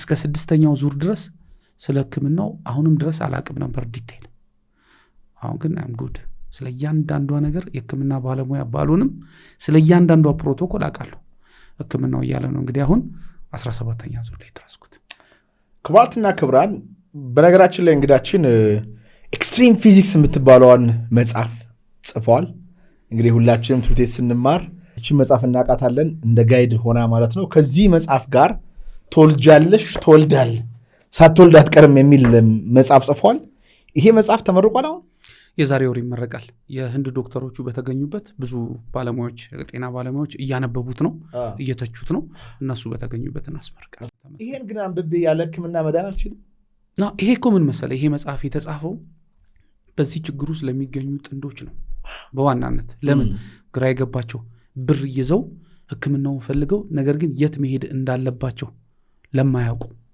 ህክምናውን ሁሉ እያደረጉ በጣም ብዙ ነገሮች የማያውቁ በዚህ ችግሩ ስላሉ ሰዎች እንደ ጋይድ ነው። አማራጭም አለ በሀገር ውስጥም በውጭ ሀገርም አለ የሚል ኮንተንት ነው። ሁለተኛው በዋናነት የጻፍኩት የህብረተሰቡን አመለካከት ለመቀየር በዚህ ህክምና ላይ ህብረተሰቡ ስለ መካንነት ምን ያስባል? አንዳንዱ የፈጣሪ እርግማን ነው ይላል፣ አንዳንዱ የጤና ህክምና ነው ይላል። እኔ የራሴን ጽንስ አልያዝኩም፣ የራሴን ጽንፍ አልያዝኩም። ጀስት የራሴን ያስቀመጥኩት አንብበው የራሳቸውን ይሰዱ። ከእምነት አንጻር፣ ከማህበረሰብ እሴት አንጻር፣ ከምን አንጻር የገባኝን። ሌላው ደግሞ ወደ 16 ጥንዶች ታሪካቸውን መጥተው ቢሮ የነገሩኝን እዚህ ጋር አስቀምጨዋለሁ። አንድ ነገር ላውራል። አንድ ሁለት ታሪክ ባልና ሚስት ይመጣሉ ቢሮ። ከዛ ስለ ህክምናው ሚስትየዋ ነች ስትሯሯጥ 10 ዓመት ሆኗታል። በ22 ዓመቷ ነው እንደተጋቡ። በ23 በ24 ዓመቷ ልጅ እምቢ አለ። ከዛ በኋላ 10 ዓመት ሙሉ በየቦታው ስትንከራተት ምን ስትል ችግር የለም ትወልጃለች ነው የሚሏት። ግን ባልሽን አምጪውና ይመርመር ሲሏት ባልየው ወንድ ከመቼ ጀምሮ ነው መሃን የሚሆነው? ሂጂና እዛ የምታረጊውን አርጊ፣ ከፈለግሽ ከሌላው ልጅ ሁሉ ይላት ነበር። ግን መጨረሻ ላይ በቃ 10 ዓመት ሙሉ ቆይታ እድሜዋ ኦልሬዲ አለቀ። ኦልሬዲ እንቁላሏም ቀነሰ ማለት ነው። ያው ተደባበሩ። በፍርድ ቤት ሁሉ ክስ ተመስርቶ ንብረት ሁሉ ሊሰካፋፈሉ ጫፍ ደርሷል። ማሰቢያ ጊዜ ተሰጥቷቸዋል። ከዛ በአማላጅ እንደምንም በተለይ ባልየው ቢሮ ሲመጣ ትንሽ ጥሩ አልነበረም። ኢጎይስቲክ አይነት ነገር ነውና ተው ችግር የለም ይሄ እኮ ያንተ ችግር የሷ ችግር ነው፣ ግን አንተ አንድ አፍታ ሂደህ ብትታይና ብትመረመር ምን ችግር አለው ብያልኩት። እንዴ ወንድ ከመቼ ጀምሮ ነው? አንተስ ምን እያልክ ነው? እንደውም ሰርቦኝ ነው የወጣው። ከዛ በስንተኛው ቀን መጣና እስቲ ልመርመር ምናምን አለና ቼክ ሲያደርግ መውለድ የማይችለው እሱ ነው። 2 ችግር፣ እድሜዋን ቀርጥፎ በልቶታል በመውለጇ ጊዜ። እሱ በወቅቱ ከዛሬ 10 ዓመት በፊት ቶሎ ሂደው ህክምና ቦታ ችግሩን ቢታወቅ ኖሮ ለሱ በመድኃኒትም በላይፍ ስታይልም በምንም ይስተካከልለት ነበር። ይቅርበልኝ ብሎ ነው እንግዲህ በጣም ብዙ ነገር የተፈጠረው። ብዙ ወደ 16 ታሪኮች። ከዛ ግን ሄዱ ወለዱ በደንብ መንታ ዛር ሃፒ። በጣም ብዙ ታሪክ አለው ማለት የነገሩኝን ማለት ነው። ፕራይቬሲያቸውን በተጠበቀ ብዙ የሚያስገርም የሚያስደንቅ። አንድ ደግሞ የመኪናና የቤት ቁልፍ ሽልማት ስጦታ ይሰጣታለች። ለማን? ለሚስቱ። እንዴት እንደሆነ ልንገርህ። ያው ህክምናቸው መጡ አደረጉ። ችግሩ የሷ ነው ያው ታወቀ። ከዛ ሄደች፣ ይዣቸው ሄድኩኝ። ከዛ አርግዛ መጣች ምናምና። የክርስትናው ጊዜ በቃ ተጠራው። እኔ ብዙ ጊዜ አልሄድም፣ ኮንታክቴም መሄድ አልፈልግም ብዙ ጊዜ። ለምን ደስ አይልም። እኔ አሁን ይህን እንደምሰራ ብዙ ጊዜ ሰው ሲታወቅ አብሬያቸው ሲሆን ምናምን ብሎ እንዳይሆን በጣም በነገራችን ላይ የአንድም ታካሚ ፎቶ የለኝም ከስማቸው በስተቀር። ምክንያቱም ፕራይቬሲው መጠበቅ አለበት። ገና ስለ ህክምናው ህብረተሰቡ ስለንት ስላለ በጣም ነው የምጠነቀቀው ፕራይቬሲያቸው። ከዛ የክርስትናው ጊዜ እየተበላ እየተጠጣ በቃ ለሚስቴ ስጦታ መስጠት አለብኝ ምናምን አለ። እሺ ተባለ። አዲስ መኪና፣ አዲስ ቤት ምናምን ቁልፍ ምናምን እና ፍቃዱ ነው የሚሰጠው ተባለ። እኔ መጥቼ ሰጠው ያው ደስ ስላለው በሚለው። ከዛ ወዲያው ጊዶ ጉልበቷ ስር ተንበርክኮ ይቅርታ አድርጊልኝ አለ እዛ ድንኳን ውስጥ ብሎ ይሄ ብሎ ያለቅሳል። ምንድን ነው ይባላል? በድብቅ ሄዶ ወልዷልሽ ከሌላ ቦታ። ጂሰስ ባለመውለዷ ምክንያት እሱ በቤተሰቦቹ ጫና ምክንያት ሂዶ ከሌላ ቦታ ወልዶ በድብቅ አስቀምጧል። ከዛ ያላት በዚህ ችግር ውስጥ እንዳለ ስለማቅ እኔ ከሌላ ቦታ ወልጃለሁና ይቅርበኝ ምናምን ሲላት የእሷ መልስ ደስ ይላለች። ታዲያ ምን ችግር አለው? ከልጆቼ ጋር ደብልቄ ያሳድጋቸዋለሁ፣ አምጣቸው አለችው። ይኸውልህ በትዳር ውስጥ ልጅ አለመኖር የሚፈጥረው ክራይስ መዓት ነው። እኔ በደንብ ጠንቅቄ አውቃለሁ። በደንብም ብዙ ነገር ማውራት እችላለሁ። ለምን እኔ ማውራት የምችለው ስለ ህክምናው ሳይሆን ባለመውለዳቸው ምክንያት የሚመጣውን ማህበራዊና ስለ ንቦናዊ ጫናዎችን በአይኔ እያየው ስለሆነ ስቲል ናው ብዙ ታሪኮች አሉ። ምን ይሰማል ግን? አይጸጥትህም? አእምሮ ምናምን ዩዶን ፊል ጊልቲ? ለእኔ ሁሌ በጣም ብዙ ስራዎች ሰርቻለሁ ከልጅነት ጀምሮ እስካሁን ድረስ ማለት ነው። እዚህ ጋር መጽሐፎቹ አሉ ክብራትና ክብራን። በነገራችን ላይ እዚህ ጋር ፊዚክስና ህይወት የሚል መጽሐፍ አለ። ፊዚክስና ህይወት በጣም የሚያስታውሱት እኔም ተማሪ እያለሁ አስታውሳለሁ መጽሐፍ ስፓይድ የሚባል የመንጃ ፍቃድ። ስለዚህ ነገር አሉ። በነገራችን ላይ ፊዚክስና ህይወት ለህይወት ክህሎትና ራስን ለማበልጸግ የሚል የተጻፈበት ዋናው ዓላማ ምንድነው? ተማሪዎች ወይም ሌሎች ፊዚክስ ከባድ ነው ብለው የሚያስቡትን ኢንተርቴን በሆነ መንገድ ከዕለት ዕለት ላይፋቸው ጋር እያገናኙ ኢንተርቴን ዶክተር ኩርኩራ የሚባል ሰው ታውቃለህ? አላውቅም። እና ይህን 10,000 ኮፒ አሳተሜ በራሴ ገንዘብ በየመንገዱ አዙሬ ነው ሸጬ የጨረስኩት። አልቋል ልነግርህ ነው ማውራለሁ 2007 ዓ.ም ከዛ ልክ የመጨረሻው ቀን 40 መጽሐፍ ነው 70 መጽሐፍ ቀረኝ ወደ 10,000 ኮፒ ታትሞ በጀርባ እያዞርኩ ከሲኤምሲ መገናኛ እያልኩ ከዛ ወደ ለቡ ጋር እየሄድኩ 40 መጽሐፍ ሸጬ 30 ቀረኝ። ዋው አምላኬ ይሄን ጉልበት ስለሰጠኝ አመሰግናለሁ እያልኩ ምናምን ስል 10,000 ብር ወድቆ አገኘሁ ለቡ ጋር። እሺ ድፍን 10,000 ብር። ከዛ ብዬ 7 ሰዓት አካባቢ ብድግ አደረኩና ዞር ስል ማንም የለም። ቦርሳ ነበረኝ ቦርሳ ውስጥ ከተትኩና ባይምሮዬ ሁለት ነገር መጣ። ሂደህ ወደ ቤት አረፍ ብለህ አትቀመጥም የሚል አንድ ሀሳብ መጣ። እጄ ላይ 30 መጽሐፍ አለ። አንዱ ሀሳቢ ደግሞ 30 መጽሐፍ ለምን ጨርሰህ አትሄድም ዛሬ የመጨረሻ ቀን አይደለ የሚልም መጣ። ከዛ በላይፍ ውስጥ የሆነ ኦብጀክቲቭ አስቀምጠህ በመሀል እንቁልልጭ የሚያስብሉ ነገሮች ሲመጡ አቋርጬ መሄድ የለብኝም መጨረስ አለብኝ የሚል ነገር መጣና 30 መጽሐፍ ሸጥኳትና ጨርሼ ባለቤቴን ጠርቼ 10,000 ብር አገኘሁ ወድቆ ብዬ በ500 ብር ራት ጋበዝኳትና 9,500 ብሩን መንጃ ፍቃድ ላውጣ ሄድኩኝ። ተመዘገብኩ። ከዛ ከአንድ ወር በኋላ መታችሁ ጀምሩ ተባለ። ከዛ ቁጭ ብለን መማር ጀመርን። እንደነገርኩ አስተማሪ ነበርኩ። ከዛ አንድ ህግ ወጣ። ስልኩ የጮህበት ወጥቶ የባለፈው ክላስ ሌክቸር ያደርጋል የሚል ማለት ነው። ወደ 26 ነን።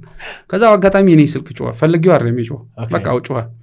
ናውጣ ብሎ ሲል አስተምር ምናምን ሲለኝ ስነ ባህሪ ነበር የሚያስተምረው። እኔ ደግሞ ቀድሜ መጽሐፉን አንብቤው ምናምን ያው ጊዜም ለመቆጠብ ምናምን የዛን ሰዓት ብዙ ሌሎች ስራዎች ሰራ ነበር። ከዛ ልክ ቾኩን ሲሰጠኝ የአስተማሪነት ትዝ አይለኝም። አስተማርኩ ቆይቼዋለሁ። የተወሰኑ መጽሐፎች እንዳንተ አንባቢ ባልሆንም አንብቤያለሁ ብዙ መጽሐፍ እና ከእነሱ ጋር እያገናኘው ሳስተምር አስተማሪ ወደ ዳር ወጣና ወደ መስኮቱ ዞረና ጨርሰው እሺ ብሎኛል።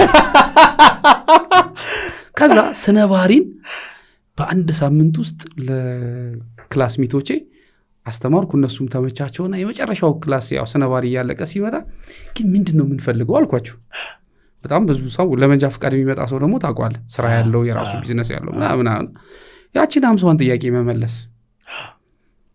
እኔም 50 ጥያቄ መልሼ ከዛ መንጃ ፍቃድ ለመውሰድ ነው። እዚህ ጋር አንድ ነገር እረዳ ነበር። ሜቢ ከጠቀመው ላውራል። እውቀት፣ መረዳት፣ ጥበብ ኖሌጅ፣ አንደርስታንዲንግ፣ ዊዝደም ይገባኝ ነበር የዛን ሰዓት። እኔ አንድ መጽሐፍ አንብቤ ያለ ምክንያት አላነብም። እኔ ያለ ምክንያት የምማረው ወይም የማነበው ነገር የለም። ከዛ ውስጥ ምንድነው ማድረገው? እውቀት አገኛለሁ። እውቀት አን ኢንፎርሜሽን ፎርማልም ኢንፎርማልም በሆነ መንገድ ታገኛለህ። እሺ እውቀቱ ምንድነው የምታደርገው? ቀጣይ ጥያቄ መጠየቅ አለበት። ያገኘው እውቀት ምን ላድርገው ብለህ ስትል ይሄን ያገኘሁትን እውቀት ወደ መሬት አውርጄ የሚጨበጥ የሚዳሰስ ለኔም ለሌሎችም ሰዎች የሚጠቅም ነገር አንድ ነገር ማድረግ አለብኝ ብለህ ከአእምሮ ጋር ፋይት የምታደርግ ከሆነ this level is what we call understanding ይባላል። እውቀቱን እንዴት አድርጌ ወደ መሬት አውርጄ የሆነ ነገር ልፍጠርበት የሆነ ነገር ላርግበት ብለህ ከአእምሮ ጋር የምታወርደው የምታወጣው ግብግብ አንደርስታንዲንግ ተብሎ ይጠራል። እውቀቱ ኢንፎርሜሽኑን መያዝ ነው። ኢንፎርሜሽን you can get anywhere ፎርማልም በኢንፎርማልም what to do with the information በኢንፎርሜሽኑ ምንድነው ማድርገው ብለህ ከአእምሮ ጋር ነው። በምሳሌ ያስረዳለሁ ችግር የለም። በጣም ከሱ ጋር ትግል ስትፈጥር ያ ሌቭል አንደርስታንዲንግ ይባላል። አስተማሪ ለምሳሌ አስተምሮ ገብቷቸዋል ብሎ ይጠይቃል። this is ጥያቄ ትክክል አይደለም። አስተማሪ አንደርስታንዲንግ መፍጠር አይችልም። ተማሪው ነው አንደርስታንዲንግ የሚፈጥረው። አስተማሪ just giving information እና ፋሲሊቴት ማድረግ ነው ስራው። ኦኬ ከዛ ያንን አንደርስታንዲንግ ሌቭል ላይ ከደረስክ በኋላ ያገኛቱን እውቀት እንዴት አድርገህ ብለህ ከአእምሮ ጋር ካልክ እና ከገባህ በኋላ ስኪሎች አሉ ካል ያንን ስኪል ተጠቅመህ ያገኘው መረጃ አንድ ላይ አድርገህ ወደ መሬት አውርደህ አንድ ነገር ስትፈጥር ያ ሌቭል ዊዝደም ይባላል፣ ጥበብ ይባላል። ለምሳሌ ውጤት ስታመጣ የሚጨበጥ የሚዳሰስ ሲሆን በምሳሌ አሁን በቀላል ምሳሌ ልንገርህ። እኔ እናንተ እዚህ ቁጭ ብለናል። አንድ የሆነ ሴኖትራክ በፍጥነት ወደ አንተ ቢመጣ አየን አይደል? ማየት ምንድን ነው? መረጃ ነው፣ ኢንፎርሜሽን፣ እውቀት። በቃ አወቅን። ከዛ ወዲያው በአእምሯችን ይሄ ሴኖትራክ ወደኛ እየመጣ ነው፣ ከዚህ ሮጠን ካላመለጥን አደጋ ያደርስብናል ብለን ከአእምሯችን ጋር ወደ አንደርስታንዲንግ የመሮጥ ክህሎታችንን ተጠቅመን ሮጠን ካመለጥን ጥበብ ይባላል። ያ ግን ይሄኛው ሪፍሌክስ አክሽን ነው የሚሆነው። ለሴን ቢዝነስ እንውሰደው። ያ ወደዚህ ደግሞ ልምጣል። አሁን ይህንን ነገር አነበብኩ፣ አስተማሪውም አስተማረ፣ እኔም ባለችኝ ነገር የማውቃትን ተናገርኩ። ከዛ ይህን ሁሉ መረጃ ለዛውም ሌሎች መጽሐፎችን ሪፈር አረግን ምናምንና ከዛ የ50 ጥያቄ መለስኩና ከዛ ፕራክቲስ አረግኩና መንጃ ፍቃድ ተሰጠኝና ሄድኩኝ። ያህል ነበር የኔ ፍላጎት የዛን ሰዓት። ምንድነው የምፈልጉ ስላቸው ጥያቄው መመለስ አሉኝ። ያችን 50 ጥያቄ ኮምፒውተሯን። እኔ ግን ከዛ የተሻለ ነገር መስራት አለብኝ ብዬ ኢሚዲየትሊ ከሰዓት በኋላ ሄጄ እዛ ቃሊቲ ሳምፕል ጥያቄዎች ወደ 1000 ጥያቄዎች ተቀበልኩኝ። ከዛ የመንጃ ፍቃድ መጽሐፎችን ገዝቼ በ2 ወር ውስጥ ይሄን የመንጃ ፍቃድ መጽሐፍ በሚስማማና ጥያቄውን ለመመለስ በሚቻል መንገድ አዘጋጅቼ ወደ ህትመት አስገባውና መንጃ ፍቃዱን ዛሬ ተቀብዬ መጽሐፉ በሳምንት ወጣ። ለሲስ ጥበብ 2 ነገር ይዤ ነው የወጣሁት። አንድም ይሄን መጽሐፍ ሌላም መንጃ ፍቃድ ስኬታማ አርጓል መጽሐፍ በደንብ እንደውም አሁን 2ኛ እትም ገብቷል። ኢዚ ስንት ነበር ያሳተምከው? የዛን ሰዓት 26 ብር ነበር የታተመው ነበር። 65 ብር ወደ 3000 ኮፒ ነበር አልቋል። ግን የዛኑ ቀን ያለቀው ግን ምንድነው ሌሎች ላይፎች ምኖች መጡና ስራው ምናምን ሲመጣ ረሳሁት። አሁን ግን አንድ ልጅ ብር ላይ ቁጭ ብለህ ትቀልዳለህ እንዴ ብሎኝ እንደገና ኢቫሉዌት አስደረገን በአስተማሪ አስገምግመን አሁን ህትመት ቤት ገብቶ እንደገና ሊወጣ ነውና ምን ልፈልጌ ነው ዝም ብለህ አሁን የሆነ መጽሐፍ አንብቤ ዝም ብዬ በቃ ጸጥ አልልም። አሰምራለሁ፣ ጽፋለሁ፣ ምን አረግና የሆነ ጊዜ ላይ ተጠቀምበታለሁ። አለበዛ ትምህርት ተማር ብትለኝ አልማርም። ለምንድነው የምማረው? መጀመሪያ ከመምጣቴ በፊት ለምንድነው የምማረው ብዬ ነው የምሄደው። አንብብ ብትለኝ ለምንድነው የማነበው? ሳነብም መርጬ ነው የማነበው። ካነበብኩት ውስጥ ቢያንስ የሆነ ነገር ማውጣት አለብኝና እንደዚህ አይነት ነገር ናቸው። ይሄም ፊዚክሱም ይሄም ስፓይዱ የሆነ ቶታል ወደ 7 መጽሐፍ አሉ ማለት ነው። ሁሉም ዊዝ ሪዝን ናቸው። ይሄ እንኳን አስተማሪ እያሉ የጻፍኩት ነው። ለስሟ መጠሪያ እንቅብ ሰፋች እንደሚባለው። በነገራችን ላይ ጎበዝ አስተማሪ ነበርኩ። ያስታውቃል። ለምን መሰለህ? ፊዚክስን ሰዎች ፈርተውት ልጆቻችን ፈርተውት በጣም ይፈሩት ነበር። እኔ ደግሞ ፊዚክስን ቅልልል አድርጌ ፍሮም ዘ ስክራች ጀምሬ ነው የማስተምረው። ሁለተኛ ፊዚክስ አስተማሪዎች በየትምህርት ቤቱ በቃ ፊዚክስ ምናምን ሲባል አይደለም አታካብድ። ልጆቹ አሁን በአሁን ሰዓት አንተ የምትለውን ነገር ስልካቸው ላይ አለ። ቀለል አድርገው ፊዚክስን እንዲፈሩት ሳይሆን እንዲወዱት አድርጋ አስተምራቸው። ጎበዝ የምትሆነው ለዛ ነው። ልጆቹም ጎበዝ የሚሆኑት ለዛ ነው። ኤክስትሪም አሁን የተጻፈው በጣም ለጎበዝ ተማሪዎች አይደለም፣ ለሚዲየም እና ለሆኑ ልጆች ነው የዛን ሰዓት ያዘጋጀሁት። ልጅ ሆኜ በጣም በወጣትነት ያዘጋጀው ነው። በጣም አሪፍ የነዚህ ሁሉ ድምር ነው እንግዲህ ወደዚህ ያመጣ። አሁን ይህንን ስለምን አዘጋጀው ብለህ ብትል በዚህ ጉዳይ ላይ ላዘጋጅ የምችለው እኔ ብቻ ነኝ። ሌሎችም ሊሆኑ ይችላሉ። የለም ስለ መካንነት የተጻፈ አንድም የለም። ለምን ደው የምታዘጋጀው ብለህ ብትለኝ የ8 ዓመት ኤክስፒሪየንስ ያየሁትን የሰማሁትን እኔ አልጻፍኩ ማን ሊጻፍ ነው? 8 ዓመት ኤክስፒሪየንስ ለህክምናው። በዛ ላይ ደግሞ ታካሚዎችን ይዤ ስሄድ እያንዳንዱን ህክምና ዶክተሮቹ ሲነግሩኝ በጉዳዩ ላይ እያነበብኩ መረጃ እየወሰድኩ ምን እያልኩ አሁን የሚገርም መረጃዎች አሉ። ስለ ህክምናው አውቃለሁ። ዶክተር ባልሆንም የህክምና ባለሙያ ባልሆንም የእያንዳንዱን የህክምና ፕሮቶኮል ግን አውቃለሁ። ያው እኔ አንደበት ላይ ስለማያምር ነው። ይህ መጽሐፍ በደንብ አልቲቲዩድ ቼንጅ ነው። ዋናው የታተመው ደግሞ ዋናው ነገር ምንድነው? አሁን የማተሚያ ችግር የለኝም። በነገራችን ላይ ይህን መጽሐፍ ሳሳትም የማሳተሚያ አጥቼ ልንገርክ፣ እግዚአብሔር በጣም ድንቅ አምላክ ነው። እኔ ንጉስ ልጅ ነኝ፣ እኔ መድኃኒዓለም ልጅ ነኝ በጣም እና 45 ሺህ ብር ነበር የሚያስፈልገው የዛን ሰዓት። እኔ የለኝም የዛን ሰዓት 20 ሺህ ብር ምናምን ነው ያለኝ። 25 ሺህ ብር ኬት ነው የማመጣው? በጣም ጨነቀኝ። በየቤቱ አስጠና ነበር።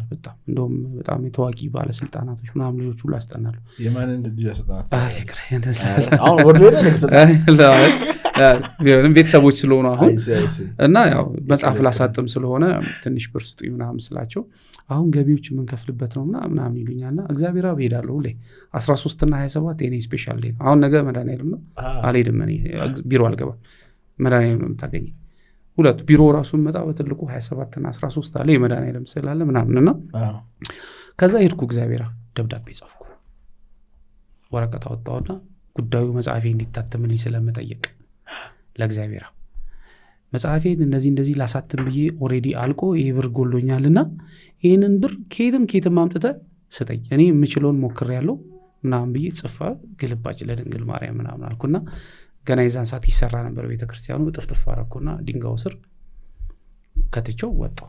ማሰብ አቆምኩ። ወዲያው ታክሲ ላይ እንደተሳፈርኩ ነው ወዲያው ተደውሎልኝ ፍቃዱ አሁን ብሩን ስላገኘ እናና ውሰድ። መልሴ ምን እንደው ታውቃለህ? ወዳችሁ ሳይሆን በግዳችሁ ነው የምትደውሉልኝ።